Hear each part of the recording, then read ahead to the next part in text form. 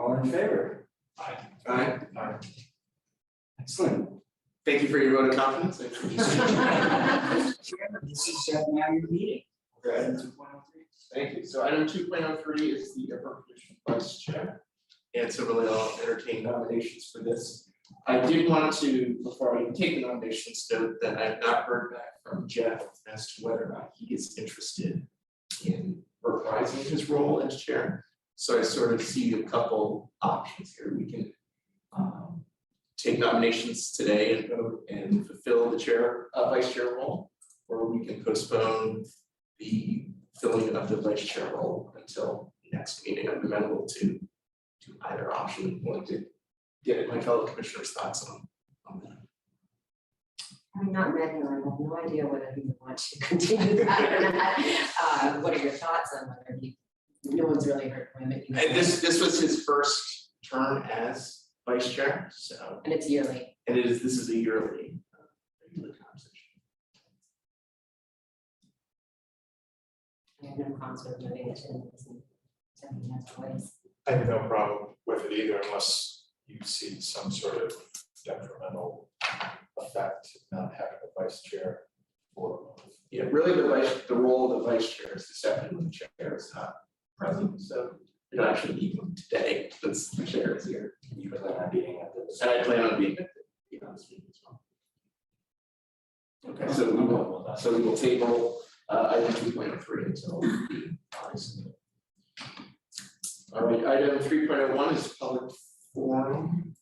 I don't believe we have anyone from the public. I don't see anyone in the attendees, and I don't see anyone in the group, so we will close public forum. Just before we leave that, just sort of curious, how common is it to have public comments?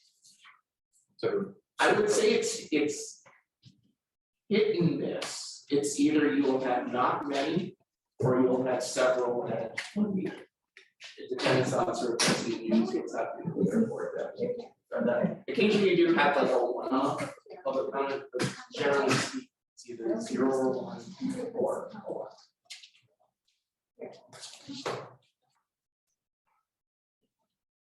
Oh, good to see you in person. I forgot exactly where to park. So I'm kind of wandering around. you're not on one of the books. No, I did find No cars there. commissioner parking, but it was the last one. So I apologize. It's good to see you. Yeah. Good to be here. I agree. All right, so we are on item 4.4, which is the consent agenda. Do we have a motion to approve the contents of the consent agenda? I'll move to approve. Consent. Thank you. Is there a second? Second. Thank you, Dawn. Any comments or discussion on consent agenda, either from commissioners or staff? No, none for me. Usually I talk about how amazing our employment numbers are. May is no exception. June numbers aren't quite in just yet, but you're also going to see historic numbers on the June timeframe as well. Yeah, we're really, the second page shows it all with the line graph there. We're very close to a 2018-19 number on a month-over-month basis. And we're just as close on the year-to-date basis as well. So very excited. We'll keep you updated with that month's item. Exactly what you're referring to? So the passenger and operational statistics. So under 4.02. Ah, Yes. no, I think. Okay. Perfect. Yeah. And in plain means they got on. Yes. Okay. Correct, and actually maybe I'll talk a little bit more about this document. So every month we upload this document, which of course is our statistics for the month prior and year-to-date totals. The left-hand columns on page 3, of course, are May over May of the previous year, whatever month that we're reporting on. In plane passengers is the number of people getting on board in aircraft. Declined is of course the opposite. And totaling both of those. We also track the load factors for the month, which is really important to not only have conversations with our airline partners, but a very important metric as we talk about new service or adding service or adding to a particular route. Usually 78 to 79% is the national average on load factors.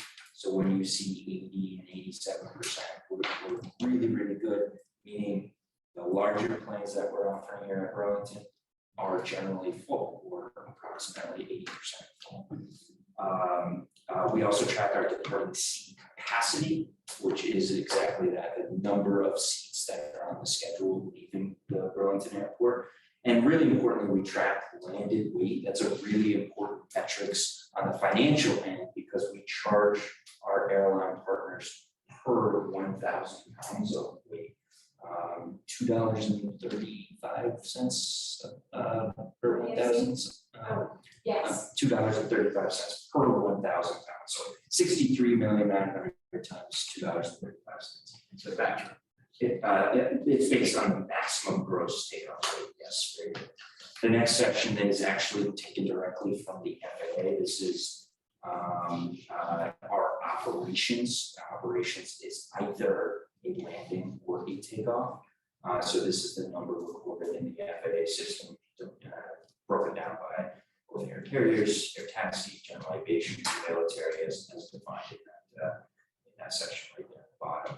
Page 2 is all of our employments for the last almost 10 years. We're looking at 9 years right now, since 2011, on a month-over-month basis, and then the bottom half of that is a UPT tally.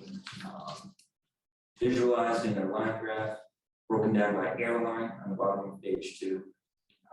Then we get into the details of landed weight on page 3 a little bit more, with a month-over-month analysis of those landed weights, line graph, and then broken down by airlines as well. Shelby also reports garage utilization, which is the final page on the passenger and operational statistics. The month of April, you can see, was 87% full average on the month of April. I'm sure we're pretty close in May and June, which will have those numbers. You can see that's above most of those years that you see on the line graph. So we've been reporting this way for quite a while, and we can adjust, and we kind of adjust as we go and add to and make it as efficient as possible. But that's generally what we look at. One quick question is so it looks to me like we're just getting back to pre-COVID numbers stuff, even though we have this like 200% increase, which looks wonderful. We're really just getting back to pre-COVID. You got it. Yeah. So that, on page 1 where you see 150 or 191% over 2021 fiscal year 2021. Yeah, you're exactly right. That was prime COVID season right there. So we're about almost double what we were doing last year, but we're not quite there in 2019. Yeah. Cool. We get some targets, we'll get there. Yes, please.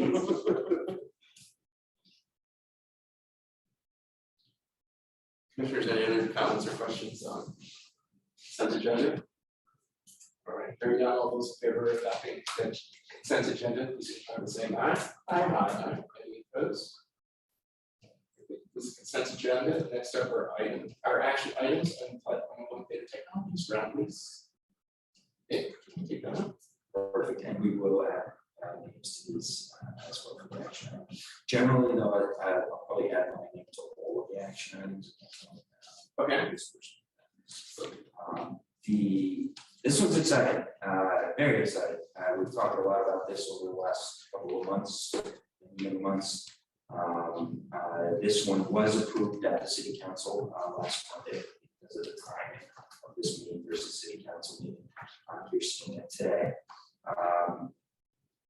Generally, the memo that's written right there is really spelling out those key terms for the beta lease. This is not for the existing building, of course, but this is for the new manufacturing location. which is on the south end of our airport. We do have a map in there attached as one of the attachments to build an over 350,000 square foot manufacturing facility. Lots of elements to this lease, very complex lease, lots of project phasing, of course, or phasing of the project to get this building erect. We are currently under a license agreement with Beta Technologies, which has enabled them to start the project mostly with earthwork and a little bit of concrete work until the end of July, which is very timely that this lease was approved in this capacity. We also have FAA approval on this 75 plus essentially 6 years of a lease agreement. That's critical because at 50 years is sometimes the maximum amount on a lease at an airport. This was approved because of the substantial benefits associated with the airport and the surrounding region to be that 75-year lease. There are, of course, many requirements and many protections for the city of Burlington and for the airport, both on a required leasehold improvement, a capital reserve account. There's additional expansion options available to Beta in that general vicinity, both to expand a commercial building, but also a daycare facility, and then rent and the associated infrastructure rent credit. Immediately, Beta is going to be building up to $11.5 million in infrastructure that benefits immediately the city of Burlington. New roadway systems, new utilities, underground utilities that really benefit that entire area down in the valley. So that $11.5 million is now their infrastructure credit based on their rent is fair market value for ground rent in that area, which is about 46 cents a square foot on an annual basis. And that rent, of course, or that square footage relates to the time frame of infrastructure rent credit. There's also protections, which is very important, is very important from the mayor's perspective to protect this particular site to be beneficial and to be an electric aircraft manufacturing site. If they do not continue producing electric aircraft, there are penalties associated with that, including the infrastructure credit of $11.5 million goes away, including an automatic increase in 10% on that cost. So throughout this term, if that use of the facility changes, there are penalties. There's also very strict requirements for what can actually be at that site, meaning an Amazon warehouse can't be sited on our location. It needs to be associated with aeronautical use. And then the final piece of this memo and the approval is a 1979 lease with the Greater Burlington Industrial Corporation. Very strange as we went through some of the title searches and whatnot, but there's vague language saying that there could be potential conflict on that particular site. So there's a lease amendment on that GPIC lease, which confirms that these are not associated with each other. There's no overlap on the two leases. And that's actually already approved and signed by GPIC. And it just awaits the commission's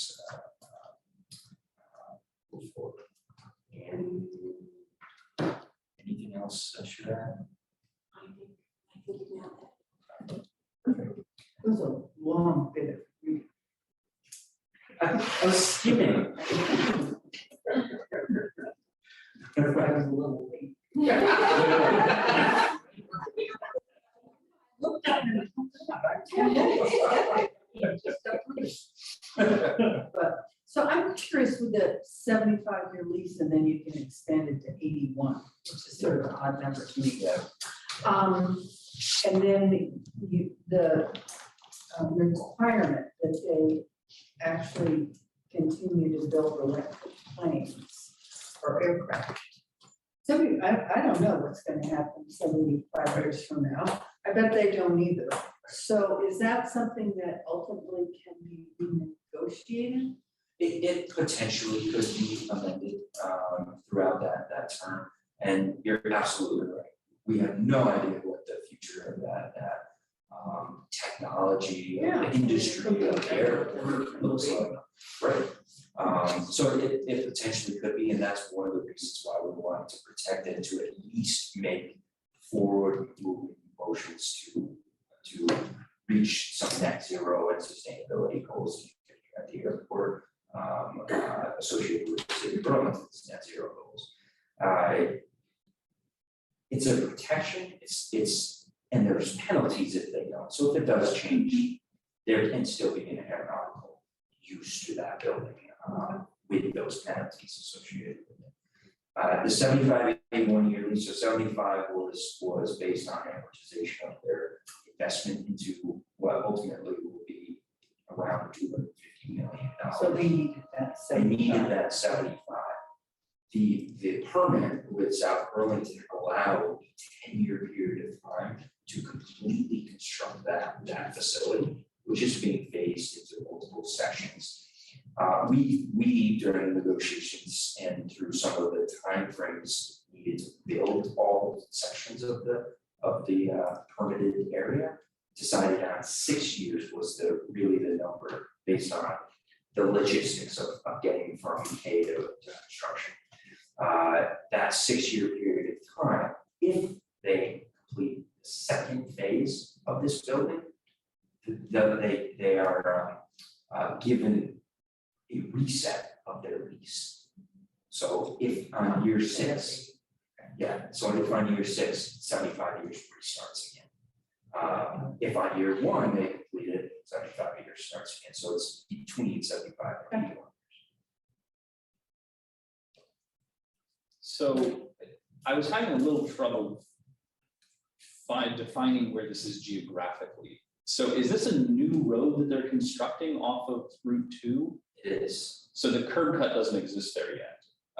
There is a curb cut, but it goes into a dirt road. Okay. System. So that part's already there. They're just adding on to it to create a new entranceway. Correct, and I believe a new light system and lane over there as well. So is this basically over where the flight school is generally, or? It's before the flight school, so there, we own all, the city and airport owns all the way out to Williston Road. Mm-hmm. And there's a building called 3060 Williston Road, which houses a well-known site, which is Maribel's. Oh, yeah, yep. So that is one of our tenants in that building, and that's where that initial location is right there. It's just to the right-hand side of that. Okay, yep. It's not the same road that Maribel's is on right now. Right. It shifts over. Got it, okay. So it's a little bit south. It's a little bit south, yeah.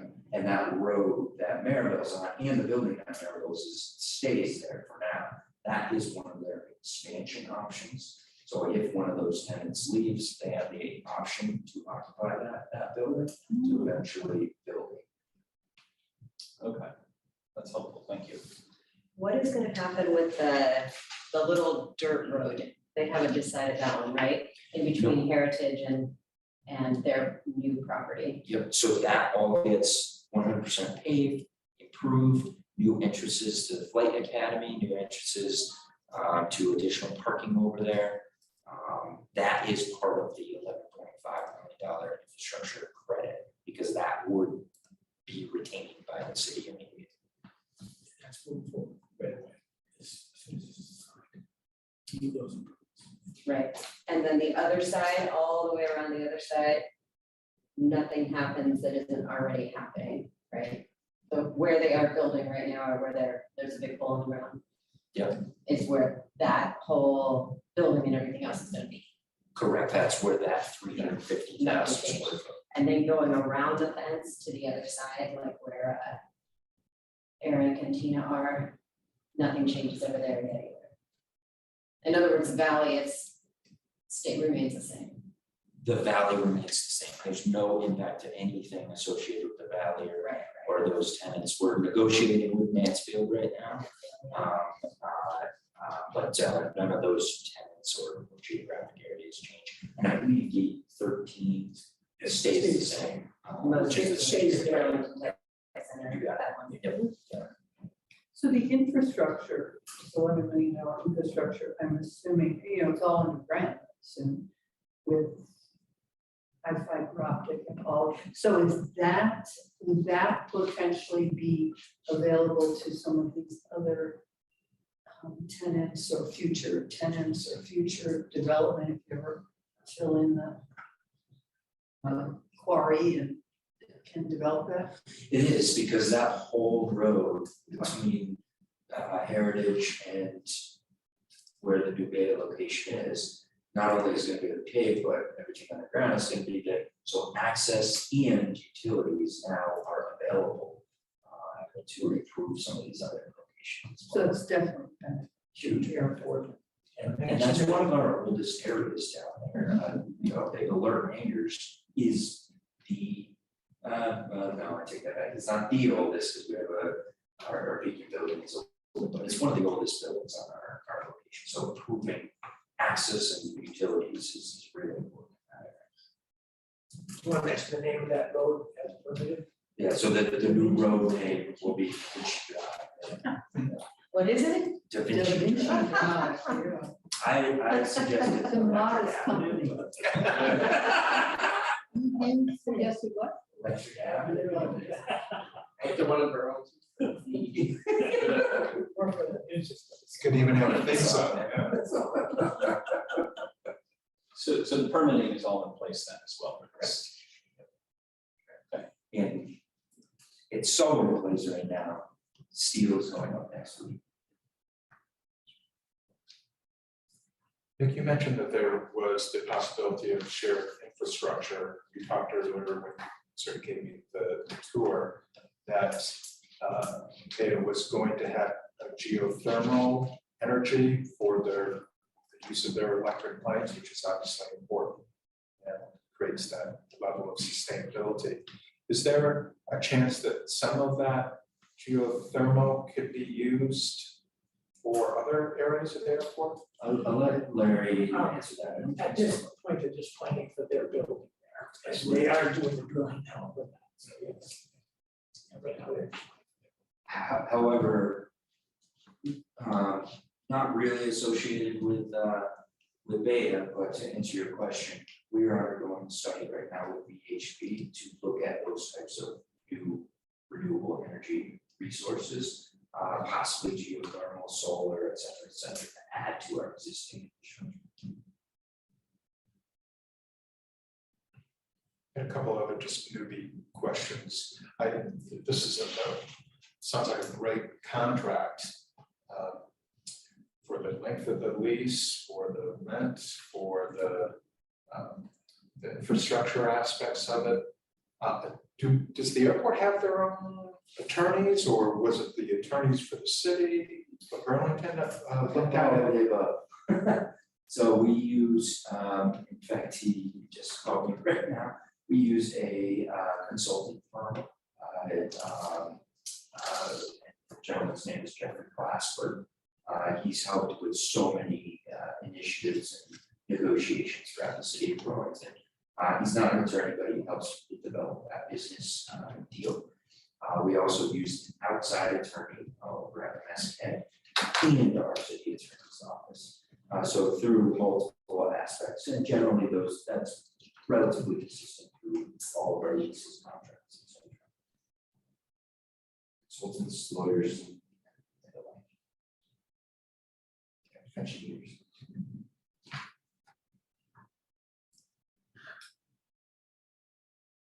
Any other questions? Yeah, another question. Well, I was actually just gonna ask what exactly, because it sounds like things are already progressing and the city council has already approved this. I mean, what do you need us to formally do as far as a motion is concerned? I'm guessing the motions in here aren't really relevant anymore. Not to you, and honestly, a lot of the times you'll see those memos directed towards the city council and board of finance of the city of Burlington. So this ultimately is a ratification of the already approved lease that was approved on Monday. Right. And I say ultimately because this body is still an advisory board. Yeah. So it is ratifying a decision because of the timing of this, but it's It's already happened, basically, so. I was just gonna add to that, I was gonna wait for the substantive conversation to be over, just for new commissioners, that is our role, we are an advisory body, so usually we do not, we usually recommend approval of a contract. We can certainly bring up any points of concern that we have. I know that city council likes to hear the feedback that we have. So even though we're only advisory, they do appreciate us going through and reading these contracts. But at the end of the day, it is a recommendation. This sort of after the fact is not typical. Most of these contracts we will review and recommend before the council votes on it specifically, but in this instance, just happened to go in the reverse order. So today there is no formal recommendation of what to do.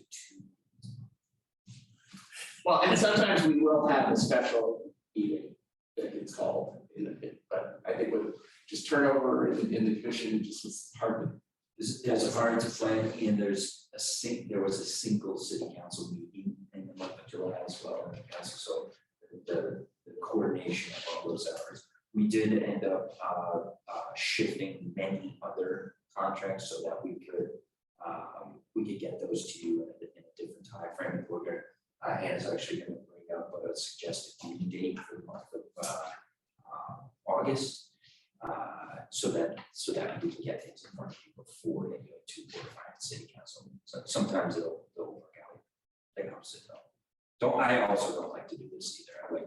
I like to bring this well ahead. And I guess just to be clear, I'm not complaining about the process, I'm just wondering if we still need to take action on this, even though it's already been approved by council, so I'm happy to do it either way, but. I would say it's up to the commission on how you want to proceed. Well, I guess what I can do is, like I said, normally we recommend approval. So I guess in this situation would be To confirm support of, there we go. All right, so that's why I didn't do a motion to start, because I wasn't quite sure how this would pan out, but let's make that motion to concur with the city council's approval of the Beta Technologies ground lease. Do we hear a motion to that effect? So moved. Second. I'm actually wondering if this is pretty long, and if anybody had any more questions before we make the motion? Okay. Because there does seem to be a lot of. But we can say it after something's moved in second. All that is, Yes. I'll second that, so we can have discussion. Let's have discussion. Perfect. With the start of it, which is sort of already started because we have a hole in the, we get a lot of blasting happening. It's really already, well, those, all of that work was done not under this lease. Those were done under a license agreement to do that work, which is. Right. But the physical place that we're talking about hasn't changed. Correct. Okay. And so I guess one of my questions is there in place, or is there still seeking of approval of how high it can go with respect to airplanes? That has been confirmed and authorized by the FAA at this specific height. So that's part of the lease as well. I How don't- high it can go, no, it doesn't we- matter. We don't need to do that as a part of the lease because that's a federal requirement. And in that lease, there's language for meeting all local, state, and federal requirements. The process to receive height requirements is it's called the 7460, which means really, whether it's Winooski or Williston or South Burlington or Richmond, they need to go through that federal process to receive height authorization. This one's a little bit Other close. than outside of the FAA, you're saying. So let's say they wanted to go to a certain, the FAA was fine, it still could be trumped by South Burlington. or Correct, Burlington and then there's because they said, other "No, we don't- zoning we don't like that. requirements as well. Okay, Yep, gotcha. yeah, and that permit is also in place as well. So both federal and local South Burlington permit for height is confirmed. And the only other thing that was weird is the other businesses like Mirabelle's and such that are in there are secured in their lease, but they're sort of in a waiting place, right? So if theirs comes up, do they just, what's the process? Are is the airport likely to go, okay, we're not gonna renew because, you know, we're kind of in the middle of Beta's gem here? Yep. Or do they have that, still gonna have an option to lease? So they have a long-term lease, they have a, I wanna say a 20+ year lease on that. Since they just got Paradise. there like 3 years ago? Yep. Okay. And I wanna say it's longer, but I'm not 100% sure offhand.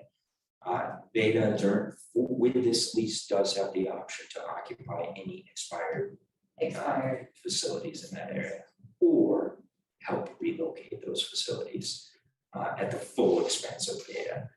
So that's not what we're interested in at all. We really enjoy working with those, and it's very important too to our revenue stream to have non-aeronautical revenues coming into the airport. However, our primary mission is aeronautical purposes as well. So that's why both FAA and we considered and approved and authorized essentially through this lease to have Beta receive that option to occupy those facilities. We also asked them to potentially relocate that entire building. Right. And that would have to be worked out with additional permitting and other requirements. But right now, that's only an expansion option. They do not have control over that particular site at this point in time. Okay, Because so of that what leases. could be coming down the line is, one, if their leases expire, then they could say they have the option. Correct. If, And they pay us for that. and they lease pay you at fair for that market option. value. Or it could happen that before that 20 years is up, they could offer to move everybody, and that could be accepted or denied. Correct. But they don't have the ability to move anybody before that's expired. Have you ready? It is. Oh, is it ready? There. I didn't even think we were supposed to get ready today. Any other further discussion? I did have one question on the GBIC lease. And sort of concerning of the vagueness of that lease, and curious if there's any other ramifications on anything else at the airport. As a result of it. Not that we were aware of. You know, this lease was brought up through title research. So we were unaware of this. We were and do actually have a very great partnership with GDIC, especially with the foreign trade zone. Yes. And this lease talks about the foreign trade zone, which is an important part of the airport as well. Through that foreign trade zone, we can move that zone around through different certification processes with GBIC. We essentially were unaware of this lease, except through the title search. And you can see, it, like you said, it truly is big. And honestly, you know, it's tough to talk about how this went about in 1979 or 1978. This sounds like an option, right? This sounds like a right of first refusal on aeronautical land, which at the time, I don't know what the rules are, but we couldn't do that today. We can't say you can reserve that land if you're going to build on it in a certain date within this 50-year time. So this there's a lot of additional research going into exactly what this is. But in the terms of the beta lease, we needed to. And Beta. No, and I understand. I'm just thinking, you know, there's, and again, there's 7 years left. They're a cooperative partner. But to the extent that this either needs to be cleaned or I don't know if we want to renegotiate that, what the status of that is, or if we're just, if something comes up, we'll just. Yeah, sorry. Yeah, at this point, the city attorney's office, and I'm pretty comfortable with kind of separating these two leases out first. And then working on the details. At this point, most likely let it expire. So we can see further discussion. Oh, there's Yes. A little piece of table.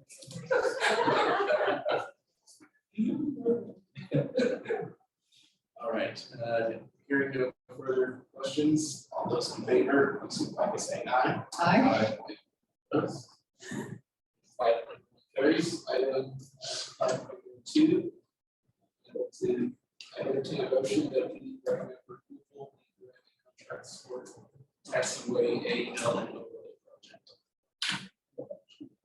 I'll second. Discussion. First, I want to apologize, but the third bullet, the first page of the memo we received, references Taxiway Kilo, it should have been alpha. The motions are correct. Between the transition that we received that, so we will fix that before it goes to the Board of Finance and City Council.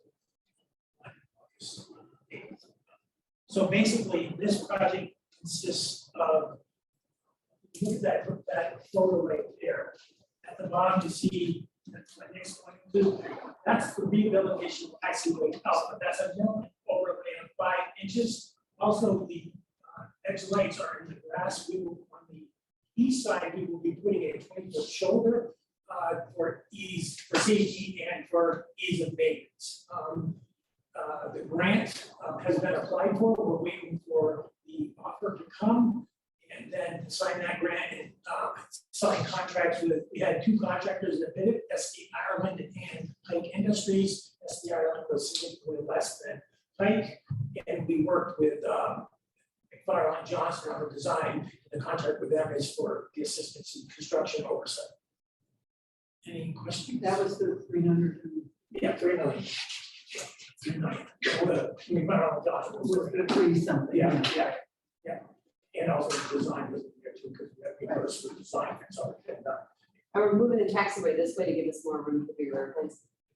No, this is just the taxiway alpha is deteriorated. Oh, it's just The maintenance. pavement condition is reduced, so we're gonna improve that pavement condition and add a shoulder. It helps with snow removal and safety, and also new guard light or edge zones. Yeah, gotcha. We did look at that a little bit, to try to move that. In fact, we actually, the word I use is right size the classification of 119.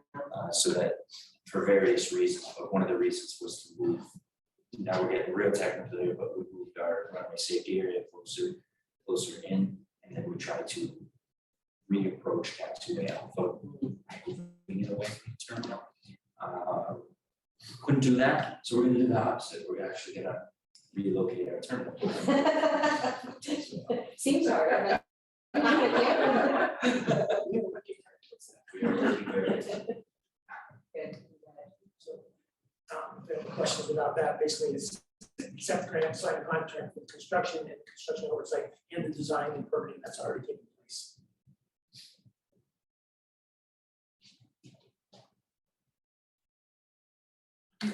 Any further questions or comments? We're ready for the question. All those in favor, please signify by saying aye. Aye. Opposed? 5.02 carries.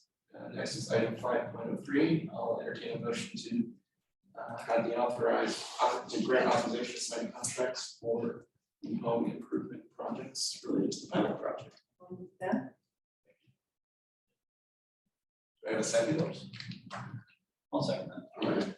All right. Okay, a little over a year ago, we came before the airport commission and we applied for a grant to do a pilot program to kick off the residential sound installation program at the airport.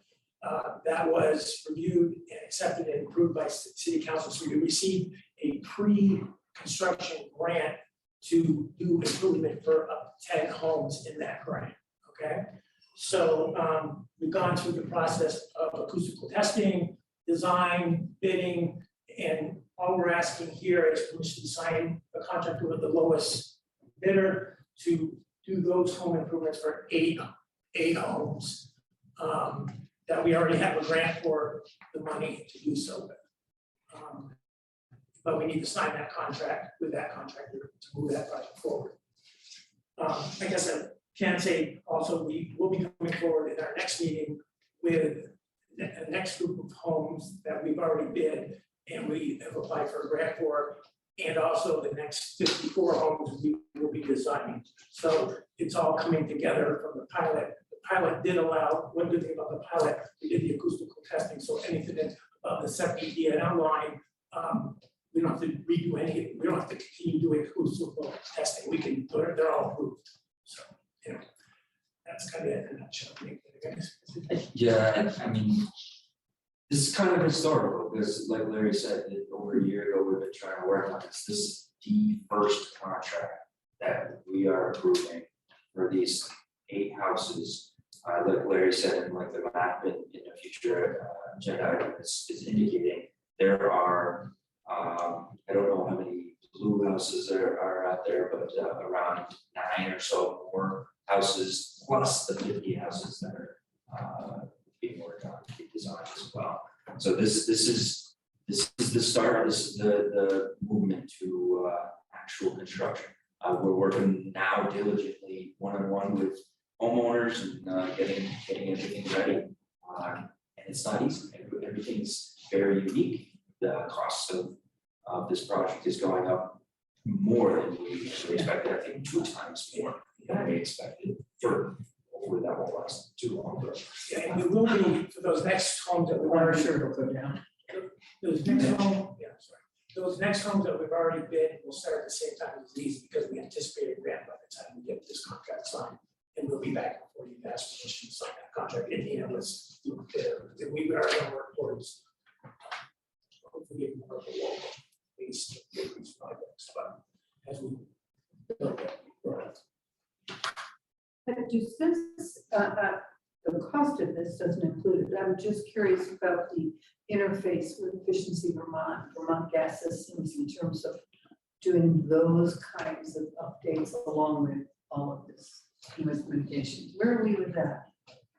you're correct. Yeah, the costs aren't included in this, but the collaboration and the connection between homeowners, not just on making sure we're installing things that work within their eligibility criteria so that they can help with the 10% share of these projects.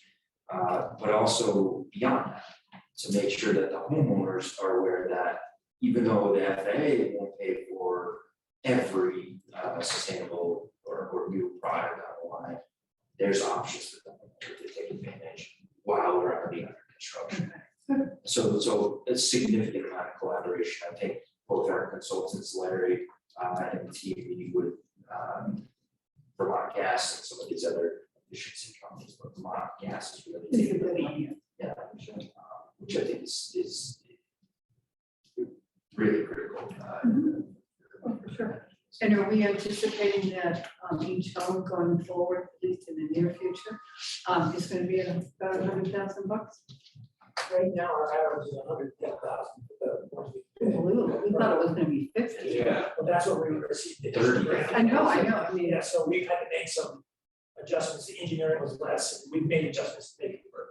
So, good funding.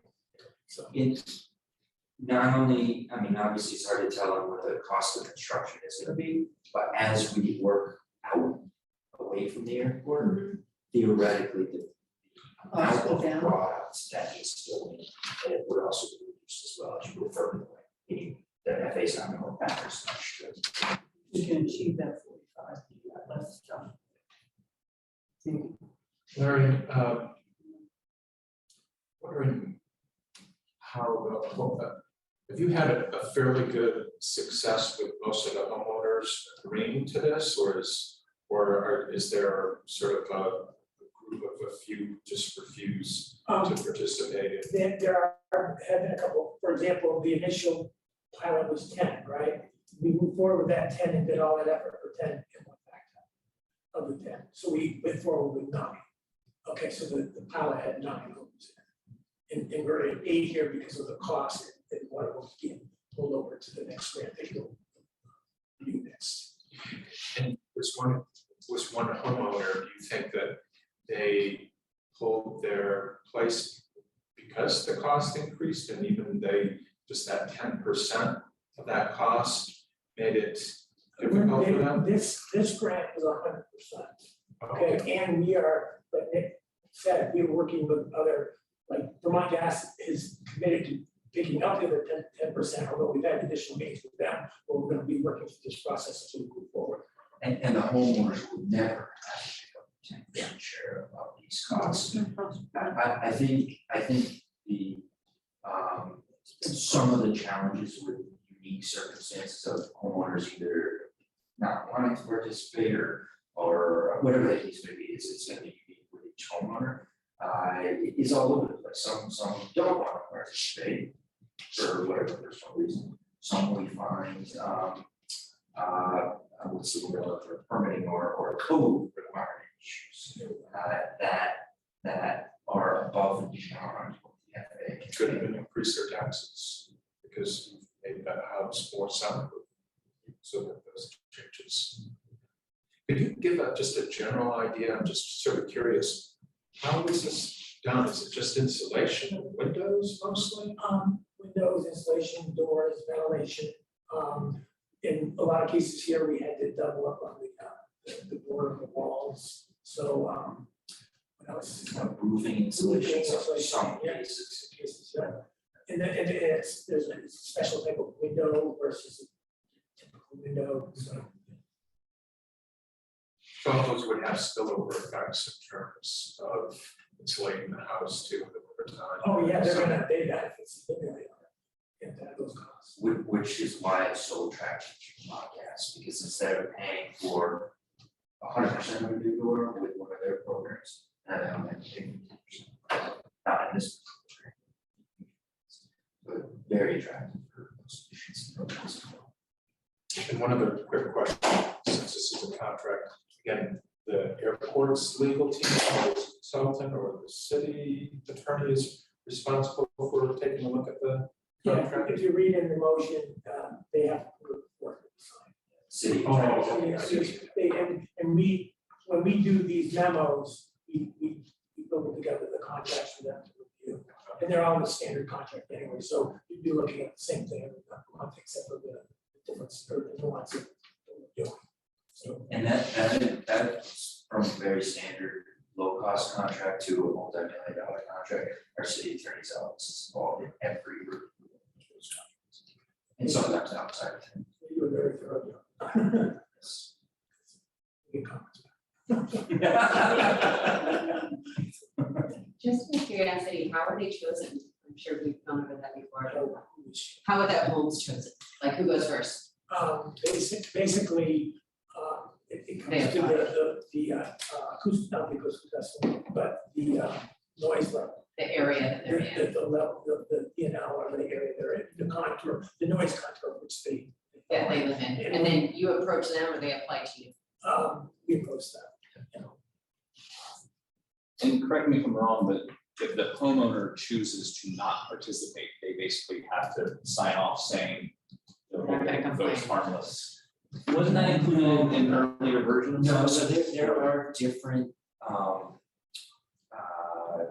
method, what's the word, there's different programs that homeowner can choose to do. Right now, we are in the sound insulation program. Okay. There are what's called purchase assurance programs or sales assistance programs that the FAA has also authorized us to move forward with. Those change dramatically the cost of this program. Right. For example, sales assistance program, or sorry, the purchase assurance program means the airport through federal funds will buy that house, relocate the resident, and try to resell the house. Obviously, the initial cost on that grant, instead of 50 to 100,000, right, could be 200,000 plus $200,000 to $300,000 for purchase. So that cost goes up. So if a homeowner chooses not to participate in the program, that's simply it. That if they are within the P&L contours, this map or future maps, they can still be eligible for those future maps. If correct. Then maybe I'm thinking of something else then, because I feel like Yeah, there's another. earlier on, there There's was. an improvement. If you receive the funds, then what, I can't remember the name of it. So these homeowners did have to sign a contract and agreement with us, What are they pretty much, called? easement. Yeah, the aviation. And it- The aviation. The application. Navigation, that's what. Aggregation, right, aggregation, so that's included in the program. No, Oh, it isn't? no, Okay. so originally, when we were going through this Talked about that, conversation, yeah.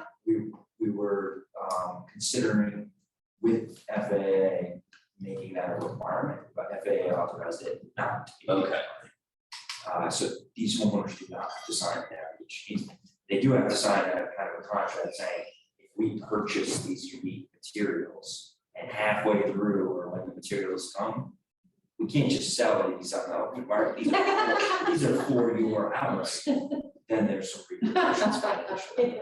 You know, through. That's It goes the. on eBay. Okay. Also, that access sometime for work. Installation in the Right. backyard, yeah. Yard sale. Yeah, I guess, I think I was thinking the allegation would be a Right. requirement, because it was at one point. Yeah, Yeah, it and it makes was at sense. one point, and there is one of those programs that does require application easement, but I can't remember. I think when you purchase. I think it When you is, sell it. yes, I think you it is, include that, because which is what the Costs so FAA much. requires, yeah, we purchase, we add navigation easement, we resell the application easement. yes, yeah.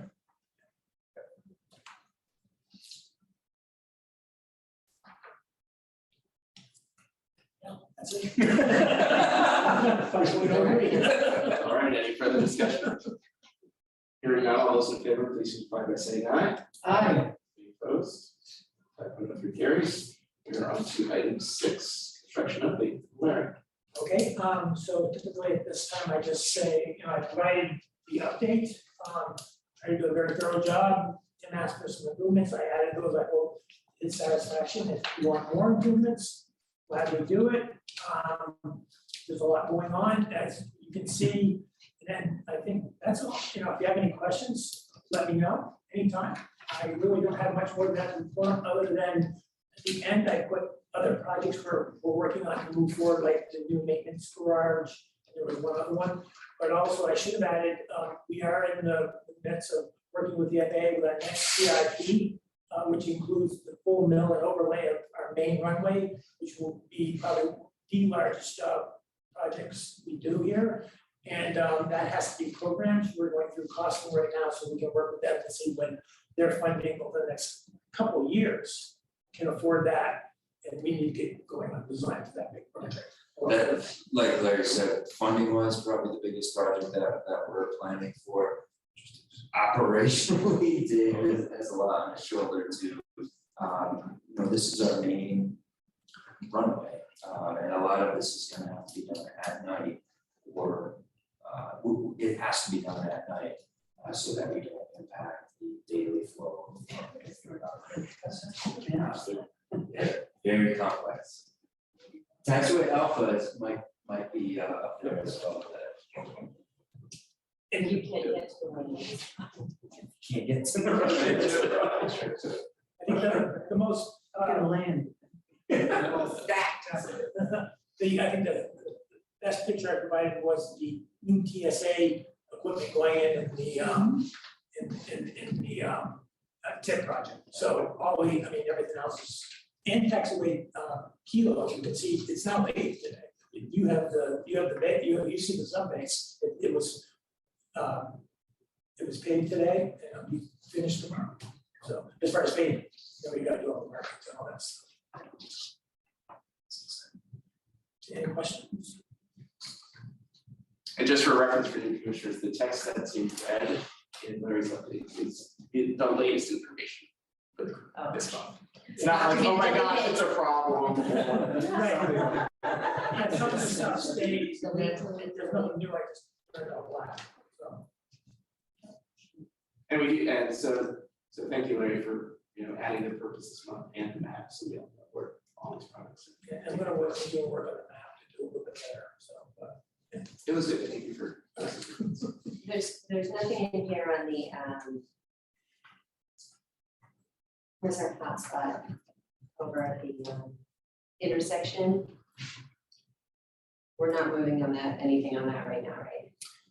not under current construction, no, but what Robin is referring to is during annual runway safety action team meetings, which is hosted by the air traffic control, we identify certain hotspots or challenging geographic positions or crosses or crossing of runways. We currently have 3 hotspots on our airfield. And I don't want to say that that's a bad thing. Sometimes the geometry of taxiways and runways causes some of these confusing points. And adding a hotspot to a public map or a published map for pilots is really important, really critical, because it spells out, pay attention when you're in that hotspot in that area. Focus a little bit differently to look and focus with the air traffic controllers out there. We have responded to those 3 hotspots by just completing a project last year, which was our hotspot mitigation or remediation project. And Kilo's fire. That's the Kilo third- that's the is third part- leg, that's the third. That's hotspot number 3, and we are watching closely some of these hotspots on what can we do? Can we add additional FAA required signs? Can we add lighting? Can we change geometry? And then program it appropriately on our capital plan. Else, No, the guard lights, that was big. What we did. The in-pavement lights, as well as elevated guard lights. What they are, they're like, they're yellow lights that are like wig wags. It was a alert aircraft as you're coming up to a whole shoreline prior to the runway. So it just enhances the alertness for the pilots coming up to the runway. I could just keep on from going to the end of Kilo without turning onto the river. On Juliet. that's going to help actually with the, actually one thing we did talk about was Beta's under construction, but associated with the Beta project is another $5 million general aviation ramp that goes at the end of Taxiway Golf, right next to where Beta is developing. And that large ramp, in case one of those large aircraft goes beyond Juliet. And We have a turnaround. That would be wonderful. That grant, that's- That would just went out to bid today. or That would yesterday. be- One of the yesterday. that would be a super significant improvement. Yeah, that's what that's. Cool.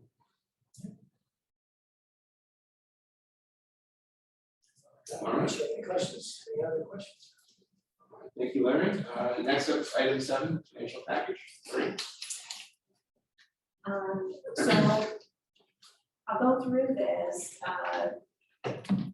Typically, I include, like if we're in July, I'm including a financial, the revenues and expenses. They're not from June, they're gonna be from the prior month. And the reason that happens is a lot of our large revenues, a lot of our things, they're not getting reported to us. Let's say the car rental agency, we've not PSCs, we're not getting some of that data. They don't send it to us, there's time limit. So I'm still waiting for all of that data. So I typically, to give you I would be estimating a lot. So to give you a better picture, I do 2 months past and I just internally monitor closer. Yeah. So that's what you'll see here. There's always a cash statement. And that is always as of the month is just ended because what's in the bank is very limited on the end of the month. And then I included what's called an AIP receivable report. That is simply a listing of all of our federal grants. And it shows you how much we spent in the time period, like we go by our fiscal year, so it's represented by our fiscal year, whatever. And then how much we are still owed under that grant. So these are sort of I'll go through each thing. Being that we have some newer members, very new members and newer members, I expect that you all may have some questions. So feel free to ask me anything. I have a summary here of all of our grants. One of the most, the thing that really was able to help the airport function this period of COVID was that we received 3 federal stimulus grants because of the situation, because of what was going on with the pandemic. And we received a lot of money, we received a lot of grants. So we have not, the biggest news and why I report on all 3 of them still is because we haven't spent all that money. And so I'm just letting you know how much we spent out of each grant so far, how much is remaining in each grant, and I added a new one at the request. You know, this is where this interaction is great, but how long those grants we have to spend them. They're all 4-year grants, so that 4-year time frame is in there. So it gives you a good sense of, even if I still have money relating to CARES, which is $1.4 million, or available, about $1.1 million still available, I have until 2024, May 2024, to fully spend all that money. We will be spending all of this money. But we have been, because we were talking about it, that the employments are going up quite quicker than we had anticipated when we were budgeting a year ago. And so part of our strategy for financial wellness and health here is to spend money as we need to spend money and not go gangbusters just because we have these grants, because it's been a bit of an unpredictable ride. And one that's been unusual. So those are in there. The airport also, the last bullet point I have there is we have what's called grant anticipation note. And we take out a $10 million, this past time, we took out a $10 million grant anticipation note. What it is, it's a line of credit that can be used only for monies that, with the way that the grants work, we have these grants, we incur invoices, we pay the invoices, and then it's a reimbursement at that point, the reimbursement request to the FAA. So I pay it out first and I gotta get the money back. They're really good about it. There are some items like when we spent 90% of the grant, that last final 10%, I can't draw that down until the grant is closed out. That's just so there are times like that. I have borrowed $2.5 million under the grant anticipation note. So it's like a line of credit that we can use only on our FAA grants. And I know that that is specific to AIP 118, which is a very large grant we did on the runway. And that is because we are closing that grant out. It takes a little bit longer. So I didn't want to have a whole of the cash here for cash. No, so that's what we have borrowed. I always let the commission know where we are with our grant anticipation note. We didn't borrow for much of the year, actually. We didn't need to. Next bullet point is our year-to-date revenues through May were about $20 million, just under $20 million. Compared to the year before, that was almost twice as much, which is just to show you how much the impacts of those revenues were for some airports. And the fiscal year to date revenues are 92%. They're 92%. Compare everything to pre-COVID to give you a sense, was 92% pre-COVID, May of 2019 revenues. So we are making significant headway. We're not quite back to where we were in the revenues, but we're getting awfully close, which explains why we haven't taken down all that stimulus money or more of it. Let's see. There's a new schedule that is included here this month. I guess it's new for the new commissioner, but I really want to give a shout out and thank you to Tim, because our chair, he had requested and then put this together. This is they're I'm gonna say this right, trailing 12 months. Yes, 12-month trailing revenues. So it's sort of the accumulation. It's going to show you for each of our large revenues, our landing, car concessions, PFC parking, and our CFC revenues. PFC is a passenger facility charge.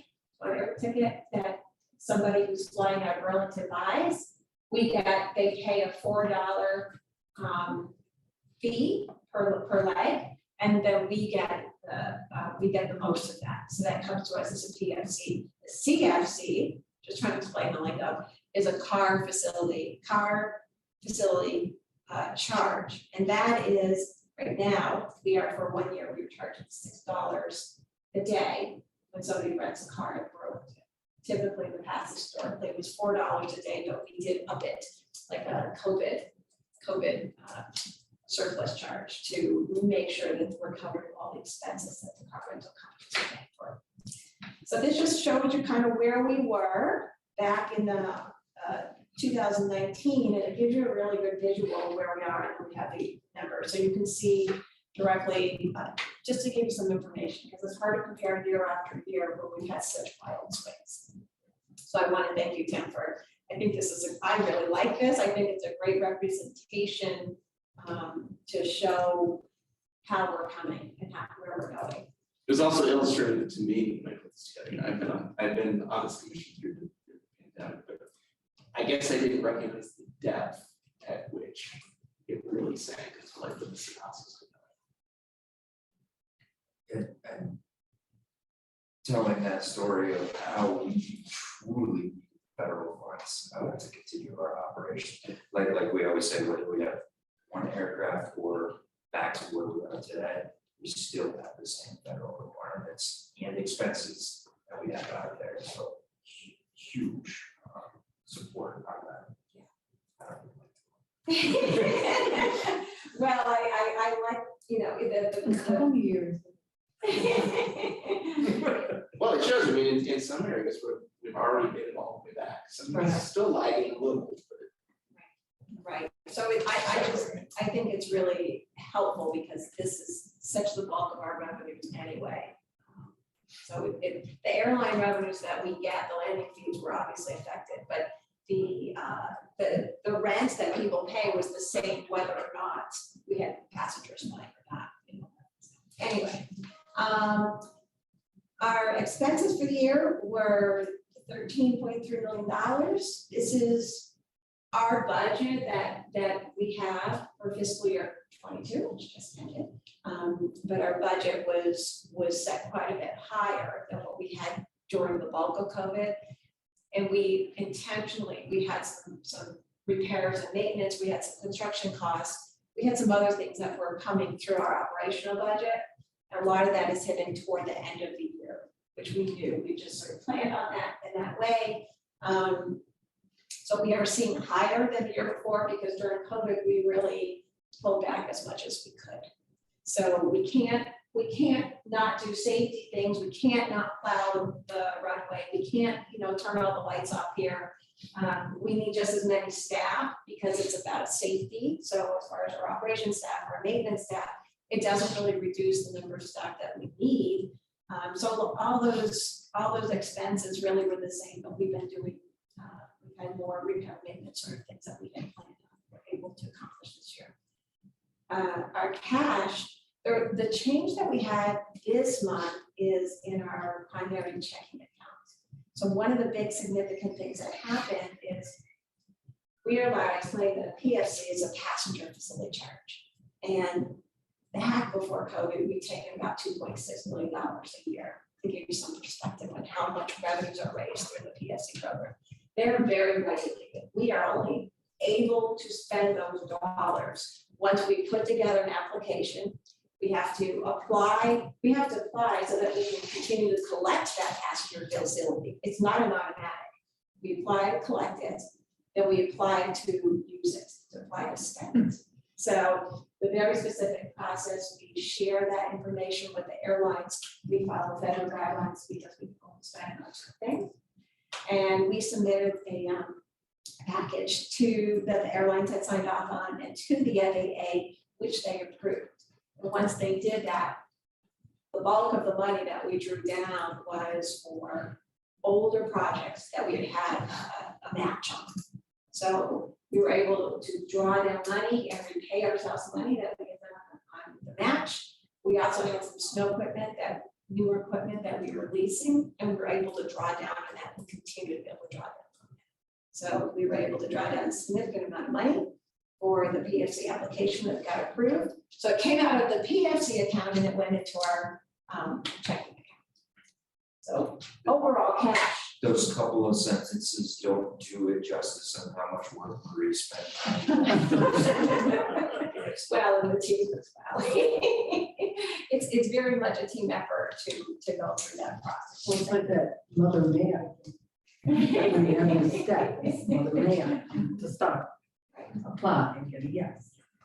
And so, We pretty much, as soon as we get this one approved, we start thinking about the next one. We start strategizing about what things would be appropriate to put under there. And we start, we'll start folder and we'll start building and we'll start thinking about putting together the next application.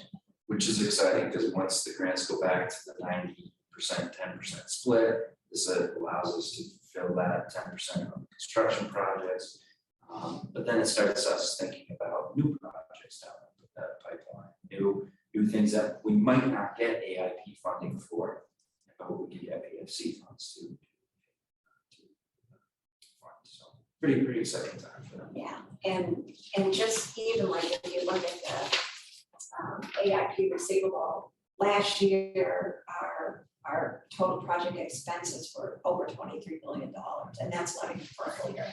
I know it is, I'm sorry, that is through June, so for a full year. We're still this is a preliminary one for June, because I still have invoices coming in for work that was done through June that will be adding to this, so we spent more, we will, but I don't think this is real. But we do spend, there's a lot of grant projects. We were very fortunate during COVID for 2 years, all the grants that we got, with the exception of because it was a different funding source, but it's through the FAA. All the grants that we got were 100% federal dollars, and that was a tremendous help for us, for all airports. Typically, they're 90%. There is a 6% state match and a 4% local share. Unfortunately for us, the state caps us at $500,000, which does not meet our need. It doesn't cover that full 6%.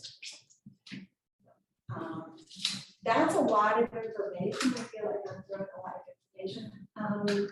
For the benefit of I guess all of the commissioners, but I'm happy if you have any additional questions, on this stuff. Ask me now.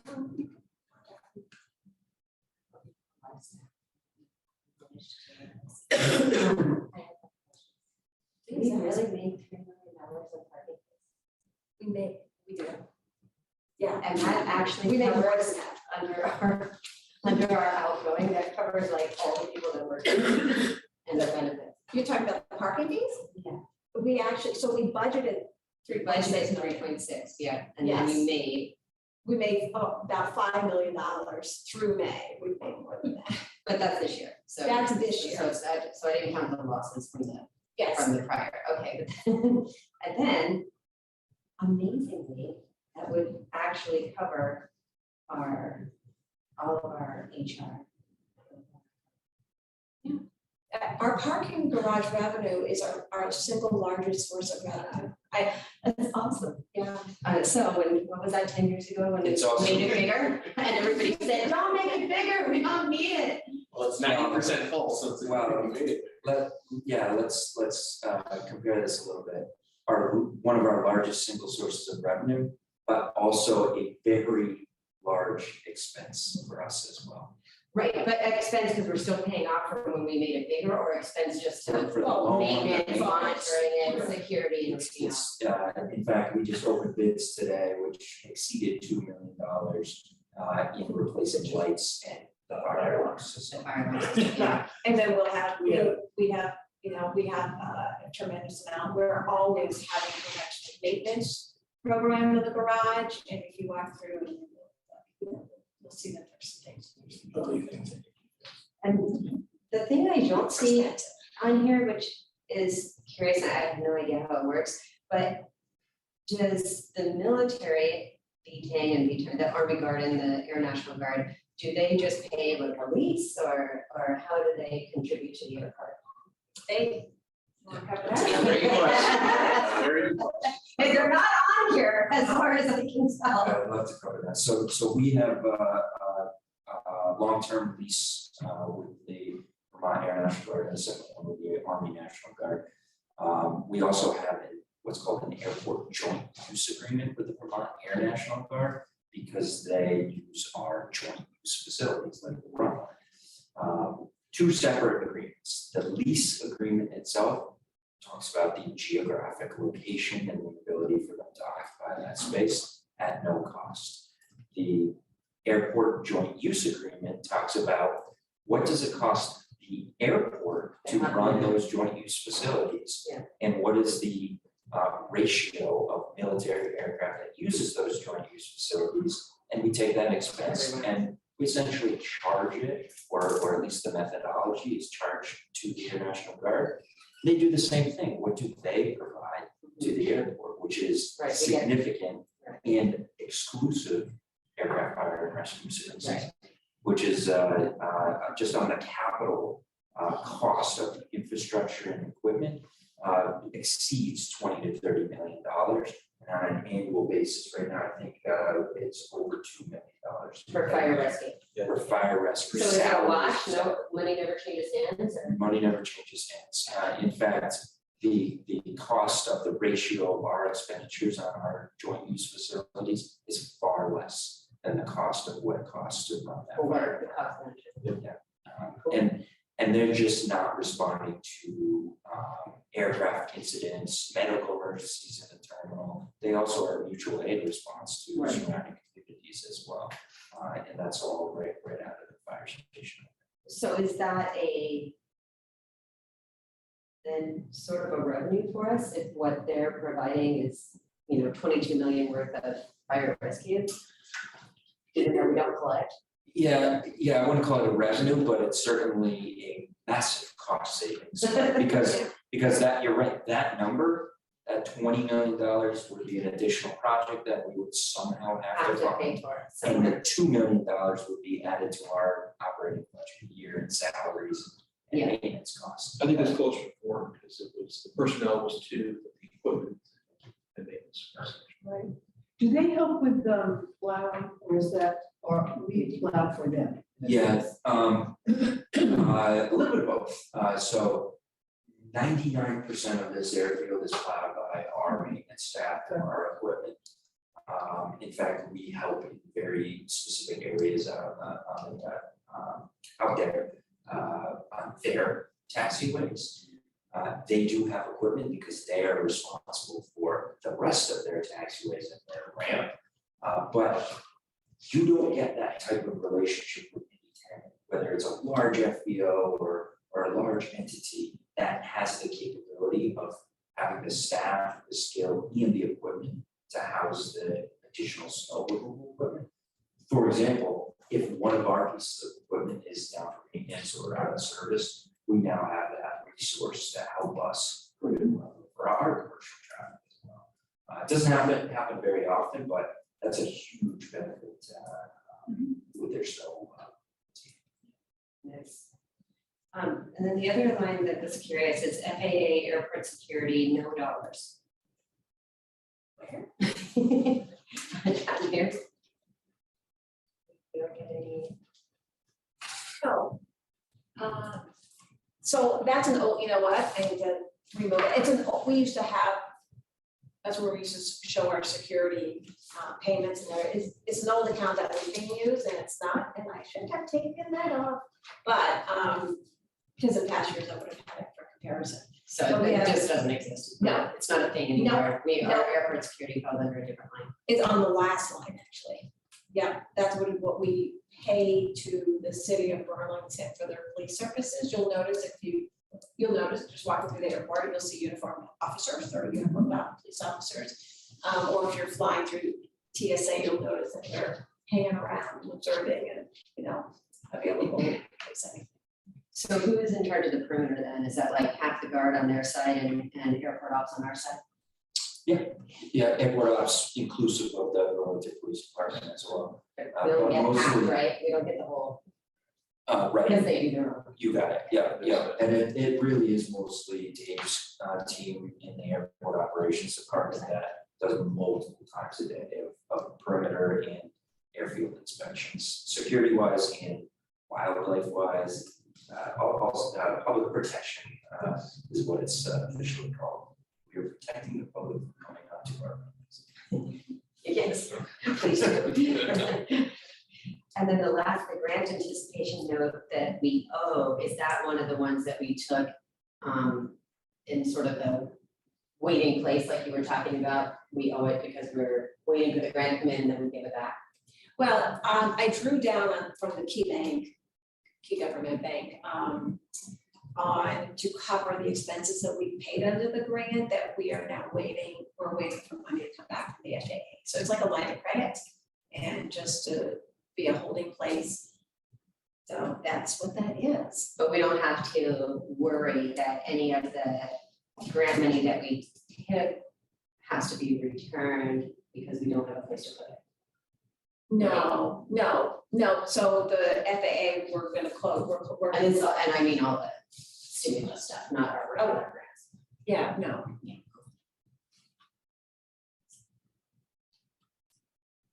Great questions. I like it. Super fascinating. Any other questions? I get it. I have one question. First of all, thank you for that presentation and the work that you and your staff has accomplished over the last couple of years. You know, you hear a lot about situations on how people's jobs have changed, but I can only imagine that, you know, boom, you're really glad that you get these grants, but then all of a sudden, you know, that creates an entire new highway for you to travel down. I'm just wondering if, in taking a look at Tim's visuals there, if you're able to project into the future a little bit and think about how, as the airport expands, the revenue enhancers that are going to be needed in order to keep that line at a level position. Obviously, as you grow, your expenses increase, if you and your staff talked about that at all, is it something that concerns you, or do you feel confident that if you build it, they will come? Just sort of curious from your expertise, your thoughts on the future.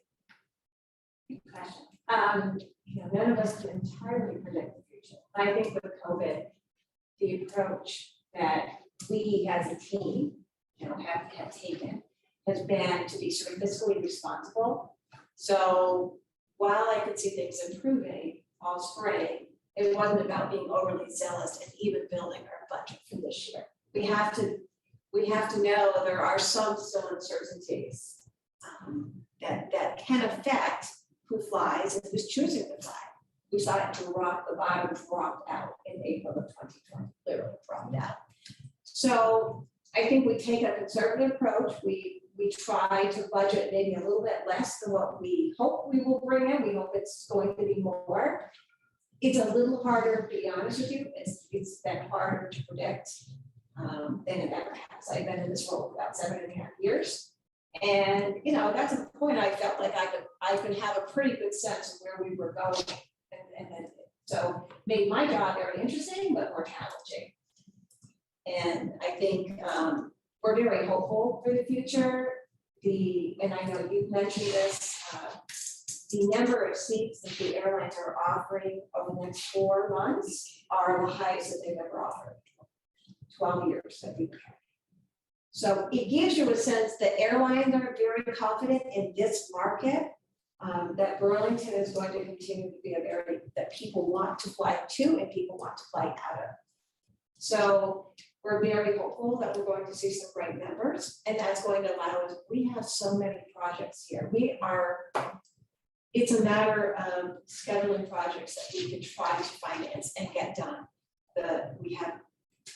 We just opened up this today and we'll be evaluating that, but there's always something, and how you have to justify the highest needs. We always need equipment, we always need stuff. So it's about we can be kind of frugal here. We're a smaller airport and we make a lot of money, but we have to balance what we spend as well. And I'll add to that a little bit too, of making sure that we're appropriately managing the risk of fluctuating passenger growth and decline. That risk is managed through our airline lease agreement. So as airlines bring in larger planes and bring in more revenue, essentially directly and indirectly toward concessions and our parking garage and other features like that, great, that's fantastic. As it declines, again, if we service one plane or a lot of planes, landing or using our terminal facility, we still have essentially those same expenses. So that risk is shared with the airlines as well.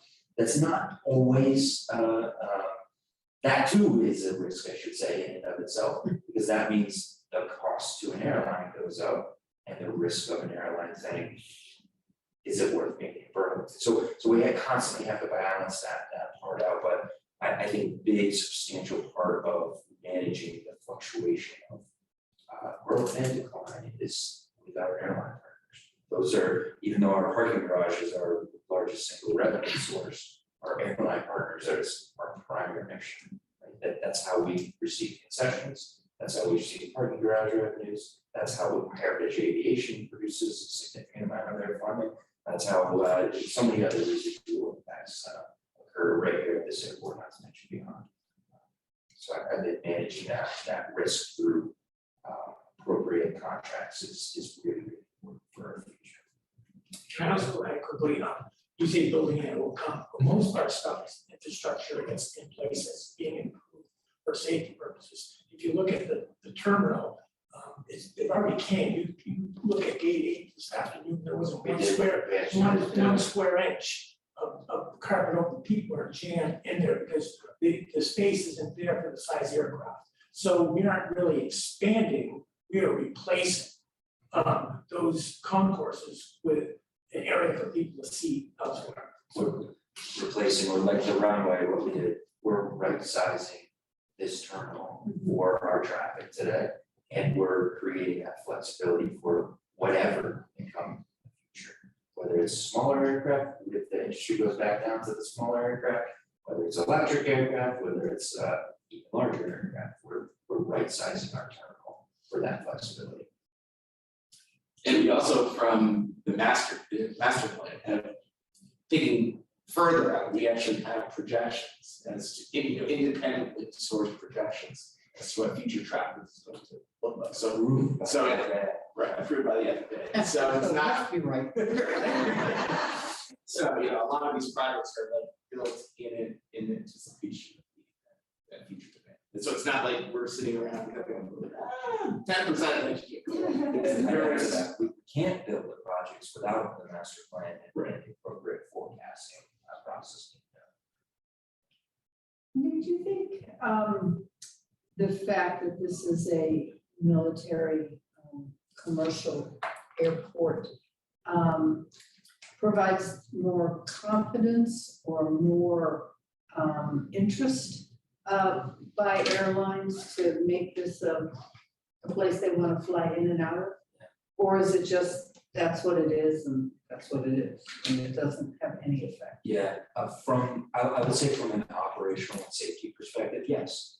I think that piece of the conversation does come up quite often of what are your capabilities from a runway standpoint, but also the capabilities of aircraft rescue and firefighting. It's a requirement of the airlines, but it's also internally, there's policies within those airlines.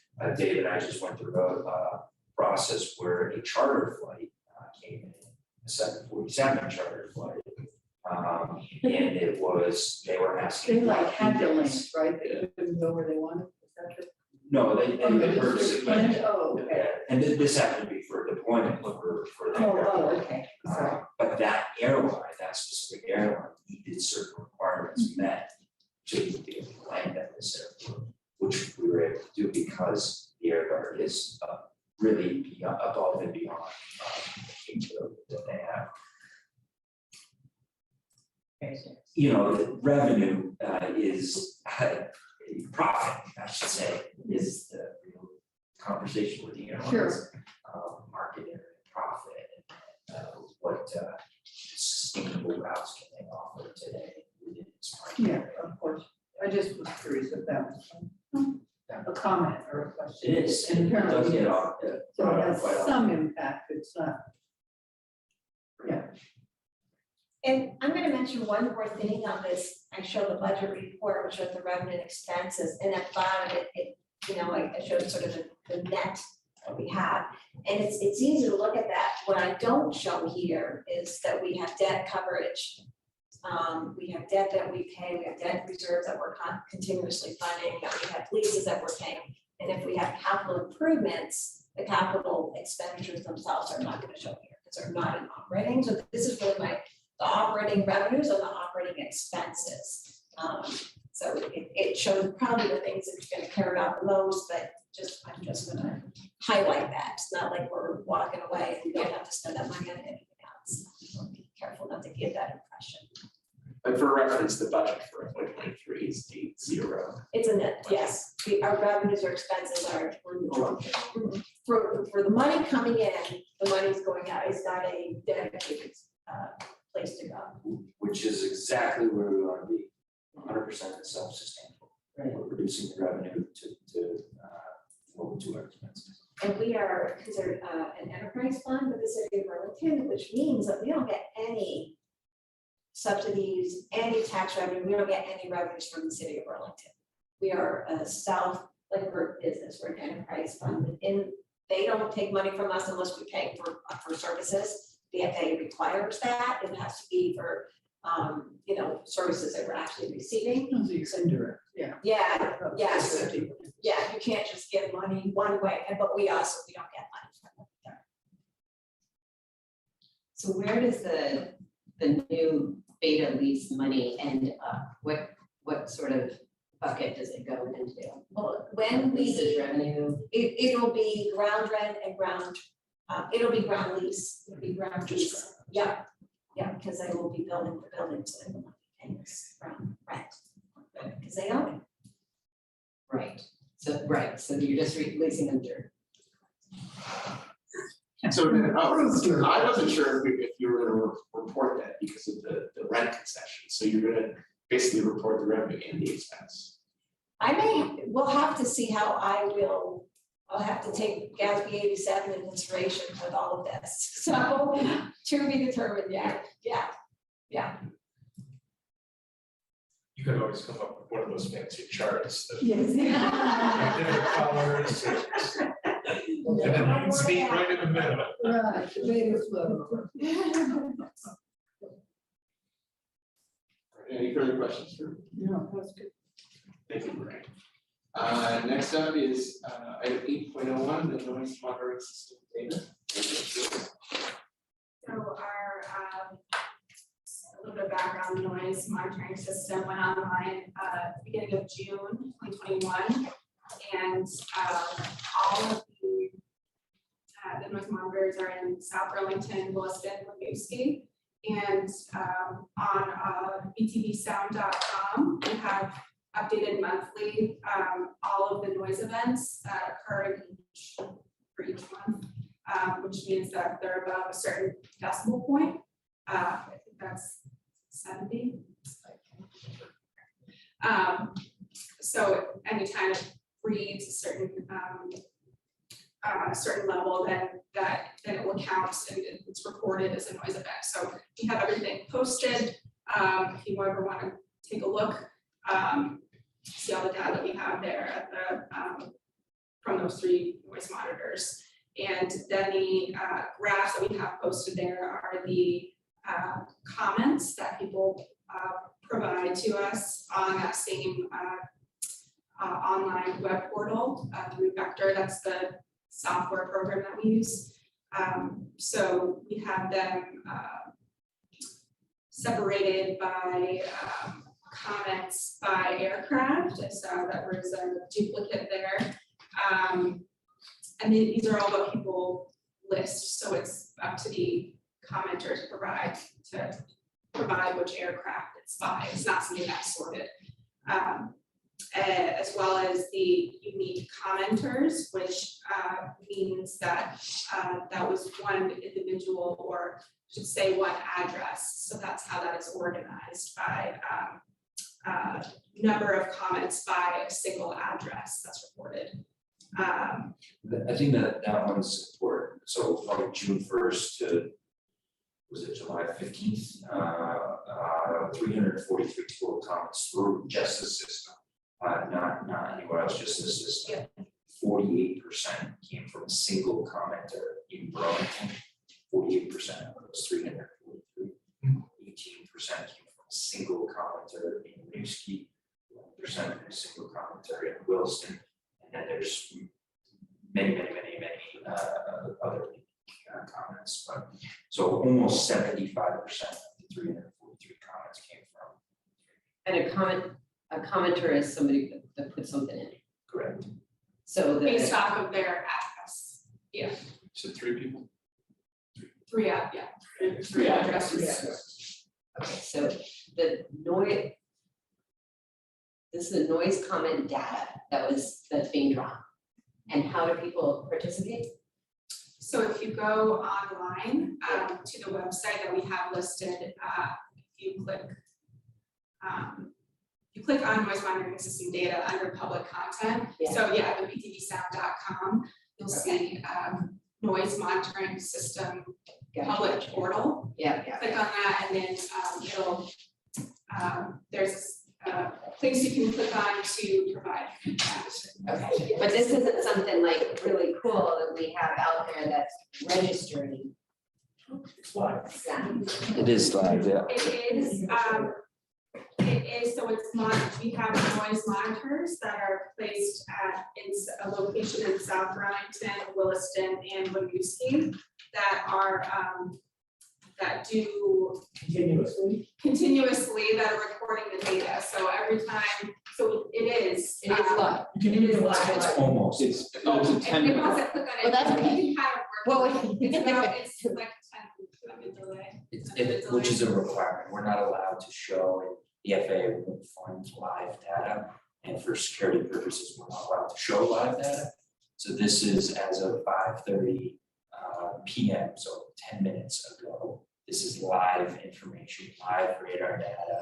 And these 3 sites are the live, almost live noise decibel levels happening right as of 10 minutes ago. Okay, so, but what we're seeing on the chart is not when those decibels went over 75, or it is. No, these are No, comments. These are comments for people that made, so So we're, we're kind of 2 prongs, so the live data that we report each month, yeah, if you go to btvsound.com, noise data is right there. So every single live event, it's just like an Excel spreadsheet that we get right from Vector, and it lists every single noise. I think it's over 60. and the ones that are of concern is they have targeted 75. 75 and above is loud. Where did the number come from? So we're mixing up a couple of Yeah. things here. So actually, I think I can. You have noise monitors and you have people talking, So we're, Right, so the people talking is from the noise comment. the noise comments, got Right, that right. someone put something there, that's And you what had shows up in the 73% comment. that came from one person. Yes. Right. from 3. Nothing else to do. Right, yeah, I get it. Now- A small selection of people are commenting, They're creating their own noise. but they are creating their own noise. But our noise sensors that are slightly delayed, why are they delayed? It's a federal requirement. It's a security and a federal requirement. So the FAA will not fund live data. The FAA funded these 3 systems. And so what are we using this piece for? Great question. This is a public outreach. People like to know. Yeah, people like to know. We've had what It's was it, noisy, 2 so they years can ago? go on and they can see what it was. I think it was 2 years ago. Like United Airline or something. Yeah, Or you can see the background of it all the time. yeah. When there's nothing going on. And this came from a public comment, public process, and we applied for a grant for this to install these 3 monitors. So that's exactly right. It's a public accessibility, public access website to view decibel levels. That's not to be confused though with that layer that I just added right there, which is the 65 dB DNL line, which is an average of the entire year. So that's not the same as those noise monitors. Gotcha. In fact, these noise monitors and the information that we publish online cannot be used to create our next noise contour line, which is the line that we need for eligibility of the sound mitigation program that we talked about earlier. So 2 very separate and distinct programs that are happening. But I'm guessing that the F-35s do not show up on this. They do. So the first, so usually. I mean, they could show up as numbers, but they're not gonna say. No. Right. They're not gonna say who they are. So you'll understand this Well, lingo, they're stealth, you can't even see them. right? Yes. You'll understand this lingo, so usually the F-35s depart in 2 or 4 pairs. Yep. And the first aircraft squawks a very unique Yep. transponder code. Yeah, That code does get picked up and does display that first aircraft. Flight number 2, 3, and 4 won't be displayed, gotcha. but of course, the noise is still picking up that information. And you'll see a track, you'll see a data.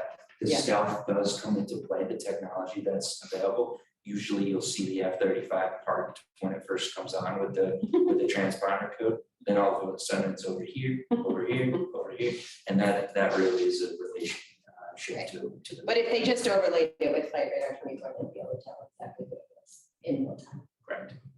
Okay. Don't ask me how Flight Radar 24 That'd be and legal. Flight I Aware don't goes know. for. I do not know. Well, they're not federally funded, so that's one of the big. But how do they know? Who's feeding them the information? It's amazing. Okay, so, all right. So, but apparently, since we only have 300 comments out of our several thousand community members, not that many people are really monitoring.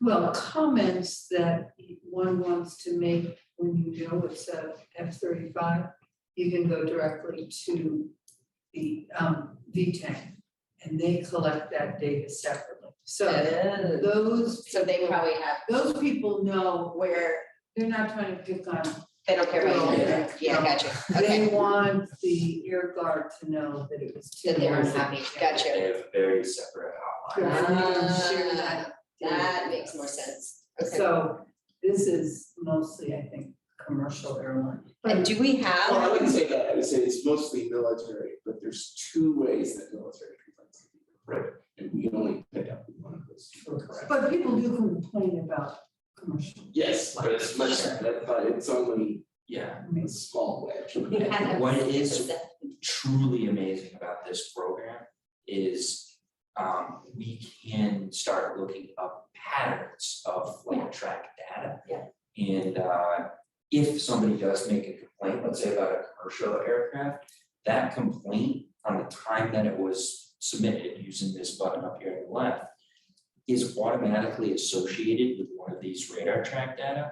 On the back end, we can actually see exactly where the house is and the closest proximity of that aircraft, height, speed, location, distance, and confirm why was that aircraft over that particular house, or was there a unique situation that occurred? Or do we need to look at a different, or do we need to call air traffic control to Find figure out out what's what going on. was Yeah. Okay. Generally, those are one-off, very unique situations that have an explanation to it, but it's very helpful to explain that to the general public as well. Do we have a requirement for reduced take off? No. I didn't think we did with the size of the runway, but And we do not have noise departure procedures here as well. we could get them if we keep going in this direction. That's one of the things that could be populated out of this is, can we condense or consolidate or change your noise departure procedure? I caution about doing that because I hear a lot of stories from other airports is when you spread your noise departure procedures this wide over the flight path and try to consolidate it over a single path. Now the same people are getting highly condensed noise events constantly. Well, you can do that, but you can also require a reduced takeoff when operationally safe. So you can just reduce the amount of power you're using, which reduces the amount of force without having to change the direction or. Well, we can do that or require that as an airport, but there's a possibility of the FAA. It would depend on how long the runway is to be. So like in Europe, if you don't reduce by whatever feet, 500 feet, 1,000 feet, whatever you decided, there's a noise monitor on the end and they just send a fine to it. It's a great memory. Just saying. But anyway, that's interesting. Okay, thank you so much for getting me all straightened out on that.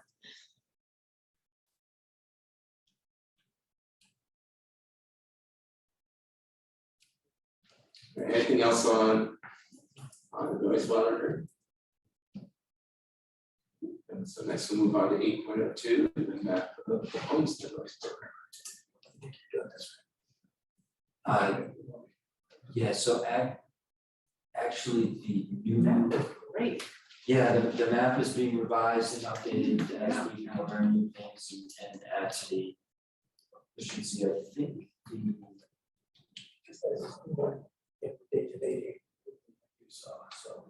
Oh, Yeah, I'm trying to bring that up because we just added that new map today. I can't find it, can I? It might be under construction.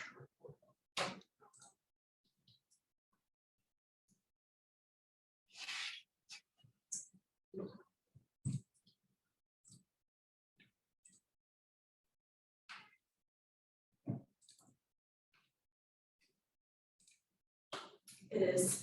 Aerial project. So here's the latest map.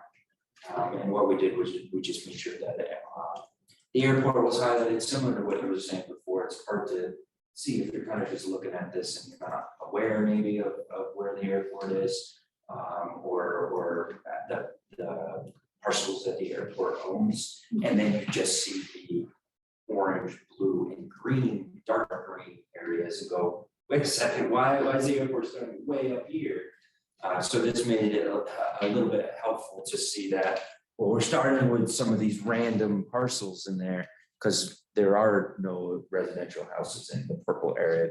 All this purple area is already owned by the airport. So you can see Larry guide me here a little bit. The orange numbers, what are those? Blue's the pilot program. Blue is what they just approved on the contract today. The construction.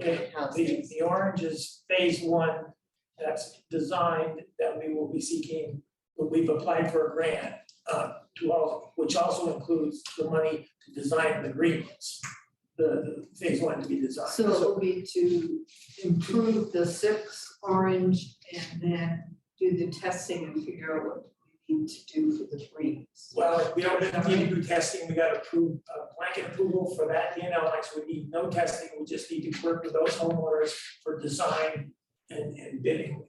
Okay, but the design means they have to do the testing in their house. Does it? No. we- So we did a sample size of acoustical testing. Okay, so you're just using that. And the FAA approved that everybody greater than the 70 DNL line is approved for the noise insulation program without additional acoustical testing. So Everybody in this area. And if they accept, we will design and bid. This includes bidding, and then we apply for a grant once we get those bids back next year to construct or to do those. This is also the line that just skirts the south side of Winooski. So we're just about there to now start splitting up these between Winooski and South Burlington according to our implementation plan. Then when we get the new noise plan, the lines potentially will change. Correct. So will that be the determinant lines for the next 10 rounds of? It will be, and it should also still be the approval on who is approved for no acoustical testing, because that line, that approval is already in place for the 17 now, even if it ships. And, Oh, even if it shifts, oh, okay. and we have applied for that grant, and we'll bring that to you next time. The noise exposure map update. Yes, it was, I read about it. Yes. Some of these And were- probably, Yeah, okay, that's, Yeah, exactly.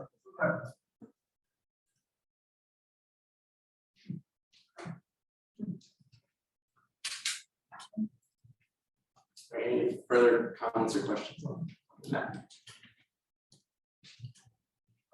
All right, we'll move on to item 9, commissioner items. So for new commissioners, generally what we like to do is try to have people submit any topics that they have to NENA in advance of the meeting, so that if the public is, they may want to see what we're talking about as commissioners. So we encourage commissioners to submit ahead of time. That being said, we don't want to prevent any commissioner from speaking if something comes up. So Just briefly want to open up the floor to see if any commissioner has any comments or anything they want to discuss today.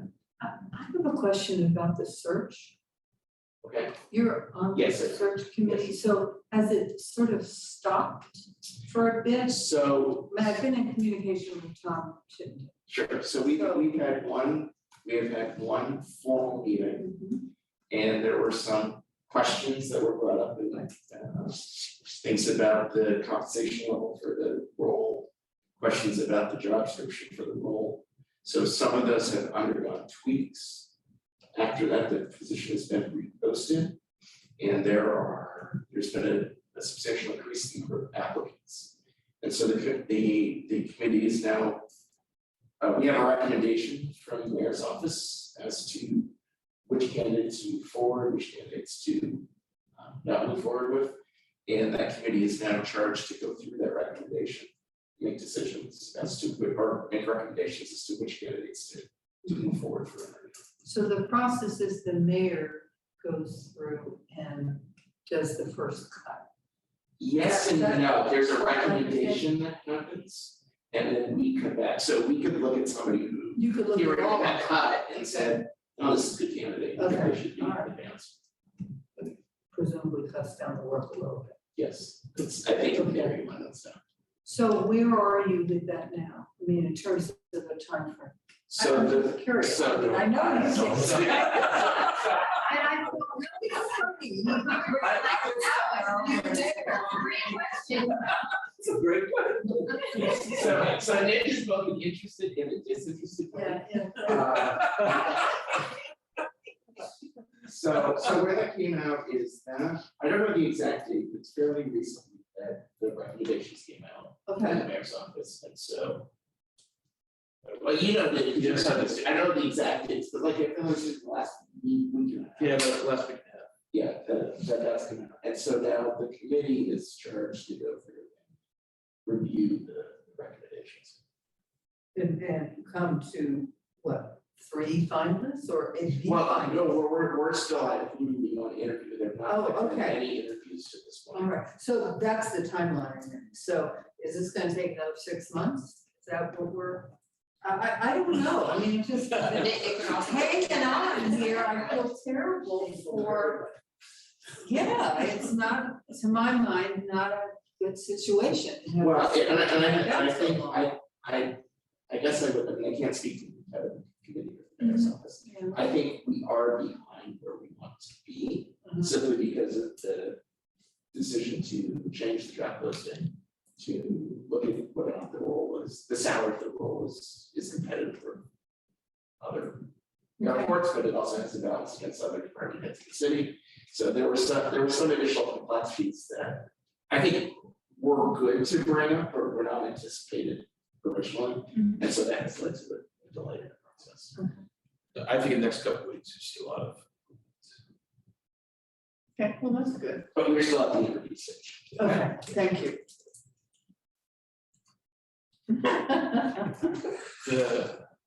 That was the one, a little elephant.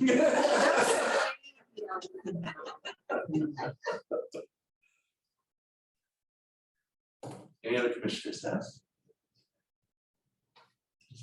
All right, and here we move on to item 10, director's report. Excellent, thank you. I will try to be brief. I have 4 items that I talked to you about today. One, the first one is our new maintenance facility. We've been talking about this on and off and where we're going to locate it. The team here and Shelby took an entire capital planning retreat recently. Talked about many of the projects that we talked about tonight, but many more, many future ones. And maintenance facilities are a very high priority item for me. So we are now kicking off and have determined the consultant to help us create the eligibility criteria for our next FAA plan for this facility, as well as making sure that we're headed into the correct design criteria for this maintenance facility and the site of this maintenance facility. Similar topics on top of construction, as Larry mentioned, super exciting that in our terminal integration project, We are still preparing to open by the first week of October timeframe. The new equipment is in place, lots of really great things are in progress with that project. And as that project wraps up, we're constantly planning of our next project in the terminal, which are some of these pictures that you see behind us.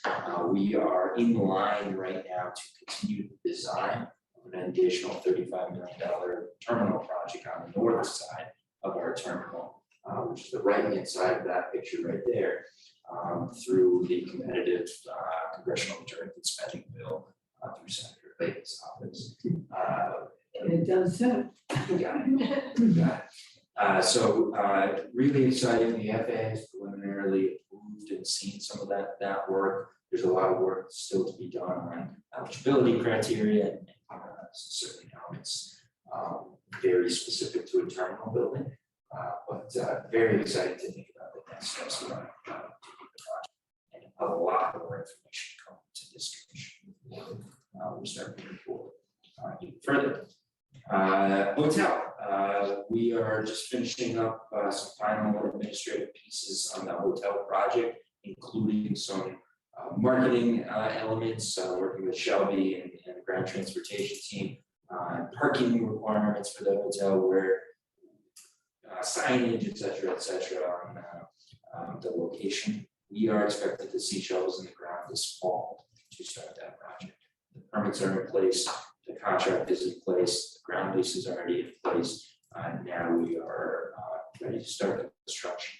You will see coming to the commission probably in August, an amendment to the ground lease. There's been a change in partnership between the operating manager and the construction management company, which together created this hotel management group. So you'll see a small amendment coming forward just to change that name. Other than that, everything else stays the same with the deal. Very exciting. It's still a Fairfield Inn by Marriott. It's actually an increased number of rooms. It's now 118 rooms. 117 rooms, which is very, very exciting. It also adds some complexities to our system. Shelby talks to me daily about it, which is parking. Our parking garage at those peak periods of time can get full, meaning our staff parks on the outside of the building, and we have hotel going in our overflow lot. That also has to shift into a different location. So we're putting together a kind of master plan for that. Where's the hotel? The hotel is on the north side of our terminal. So where the place is? Where what? That's, sorry. Yep, we're just on the other side of the parking garage right here, at the same height as the parking garage. In our, what is today, the overflow or oversized vehicle slot. Yeah, oversized vehicle. So that moves or just goes on the other side? It moves. It moves? Yeah. It's displaced. No, it's just a surface lot. Yeah, it's just a surface parking lot. That's Oh, yeah. You know, when you Okay, yeah, exit- yeah. So I we know, have that's that right. So the exit will stay the same. correct. Yep. But it's a pretty it has small a footprint. hotel on the other It's going right inside of that footprint of the over Right. size. It's what? Footprint, so it's a pretty small footprint. I guess vertically it's Yeah, it's worse, right? bigger than it appears, for sure. It's I mean, I don't know how many rooms on the bottom floor with the footprint square footage is, but with the 5 floors, it's 118 rooms in that hotel. And then the final piece is just a quick update on staff reports. We've had a couple of really an amazing month. We hosted an all-employee barbecue for the entire airport. Grillmaster Dave was on the hot dogs, I was on the hamburgers, and the entire team helped out with literally everything. We handed out swag, and this wasn't just internal staff, this was airlines, air guard. We tried to invite everybody that we possibly could. We got a couple hundred people, many hundred hot dogs out the door. That's fun. We also hosted for staff only and their families a Lake Monsters game, and Commissioner George came with us as well. And geez, what was that? That was last week. Yeah, it was last week. That was a great turnout. I think we had about 40 or so members of employees and staff. And then two last things on employees. We have a couple of new ambassadors that just joined our team. Shelby has been working extremely hard at hiring for that essentially entry level position, which has been very hard in the job market. But she is now welcoming a couple of new employees to our ambassador team, which is really our front end team. Those are the folks that are out on the curve that everybody sees. And then finally, August 1st, I have to say, we are seeing a retirement with one of the longest serving employees at the airport, and possibly the city. We still have to do some research on that, but Greg Hill has been with us for 44 years. And he started when he was 20 years old, or maybe less. He's retiring on August 1st, which is a really great one. So that's all I have for you. 44 years. It's been a lot, dear. Yes, see, tremendous growth. So you know anything about the GBIC?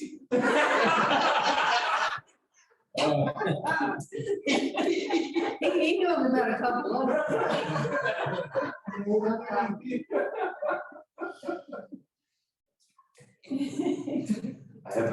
I have a picture of them when on the year, or a couple of years after we started.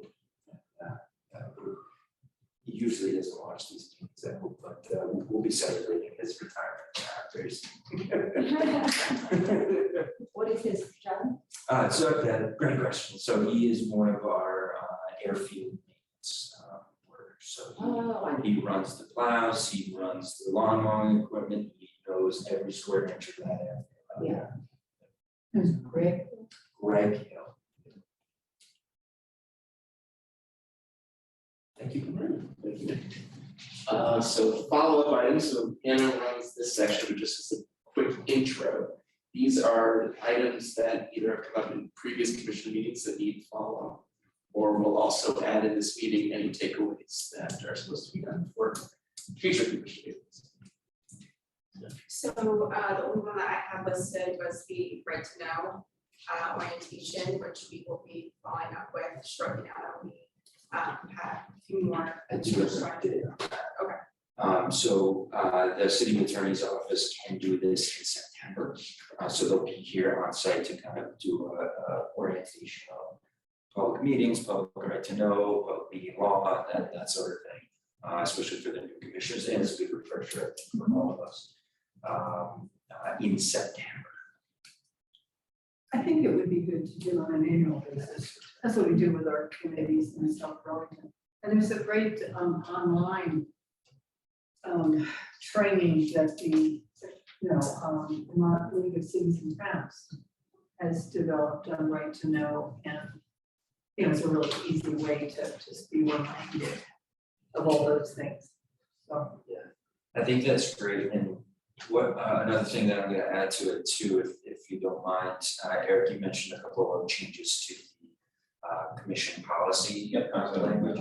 I think that should be on the annual reorganization meeting as well. So voting and then reconfirming, I guess you could say, or adjusting or anything.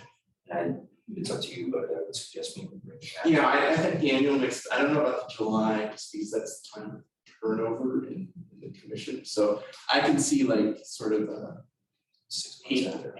like March, April, kind of. Yeah. Like after everyone's got it under their belt for a little bit, like after this body work. So, but yeah, I thought that was a great one that should, because I think it was updated in August, but I think before that it was 4 years or something. It had been a long period of time. So that is something we should be looking at. So I thought that was a great observation.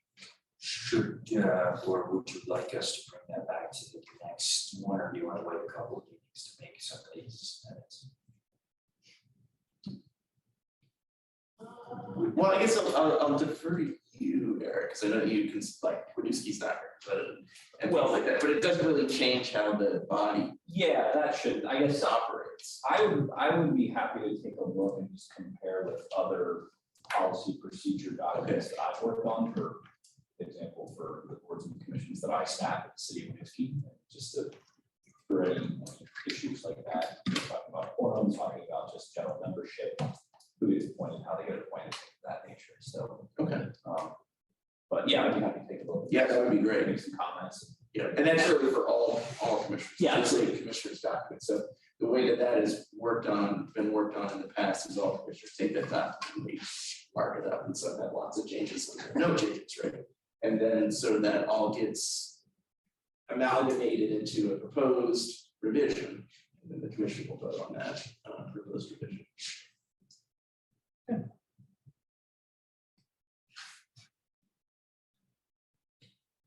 So that's 11, so that's a spin-off of 1101. Are there any other items that we discussed today that need to be added to follow-ups for next meeting? Well, I think it would be good just to have an update on the process for the new record vehicle. Okay, so yes, okay. Not necessarily naming names, but just say, you know, okay, we did 10 interviews and, or whatever it is. Okay. I just think that as a commission, I'm interested, and I think we should be. Okay, yeah, I'm happy to update that process as to where the panel stands. That's fine. Okay, that would be appreciated, because people keep asking, and I don't know what to say. Well, I do say some things, but, you know, not for right now. I mean, I think we might need to be sensitive to how that's presented. Oh, absolutely. If potential candidates are in the room when that's presented, just so that there's not any. Well, maybe, can we have an executive session? Would that be more appropriate? Good. And you could decide who is in that executive session as well. Yeah, let me Think about it, but I just think it's I want to check some with the way, panel yes, before I make just think some promises. way to keep us apprised of your progress. Maybe that's would be helpful. That could be a question during the orientation in September too, for the people from the city. The executive sessions. How to do those. Exactly. What is germane content for them? That's Meant to be an open Yeah, session, that's even if you think it's. prescribed. it's Yeah, I have to be very personnel. careful. Oh, yeah, a personnel issue is certainly one.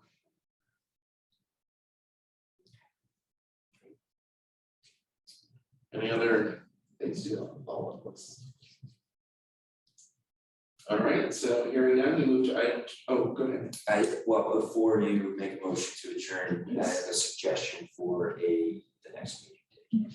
Oh, yes, thank you. What is your proposal? So we have a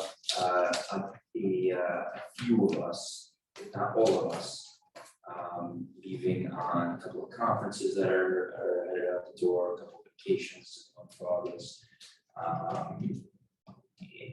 As well as many new contracts, et cetera, coming down the pipeline that have to get to before, like we talked about earlier in the meeting.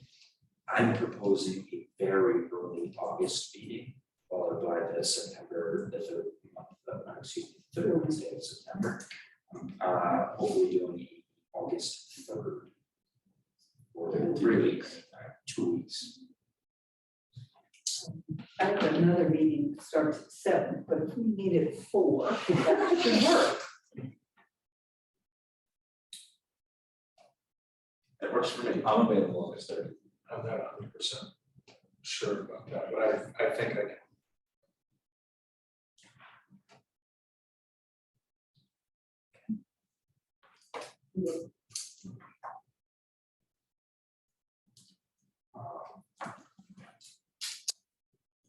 From 4 to 5:30, 6 o'clock. Okay. 4 o'clock normal. It starts at noon. And then September would stay on the 21st. Correct.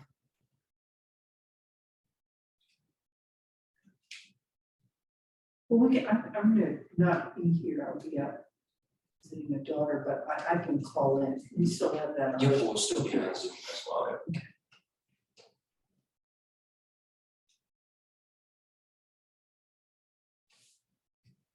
Yeah. So I believe that concludes our business. Do I accept motion to adjourn? So Second? All those in favor? Aye. Any opposed? Thank you very much.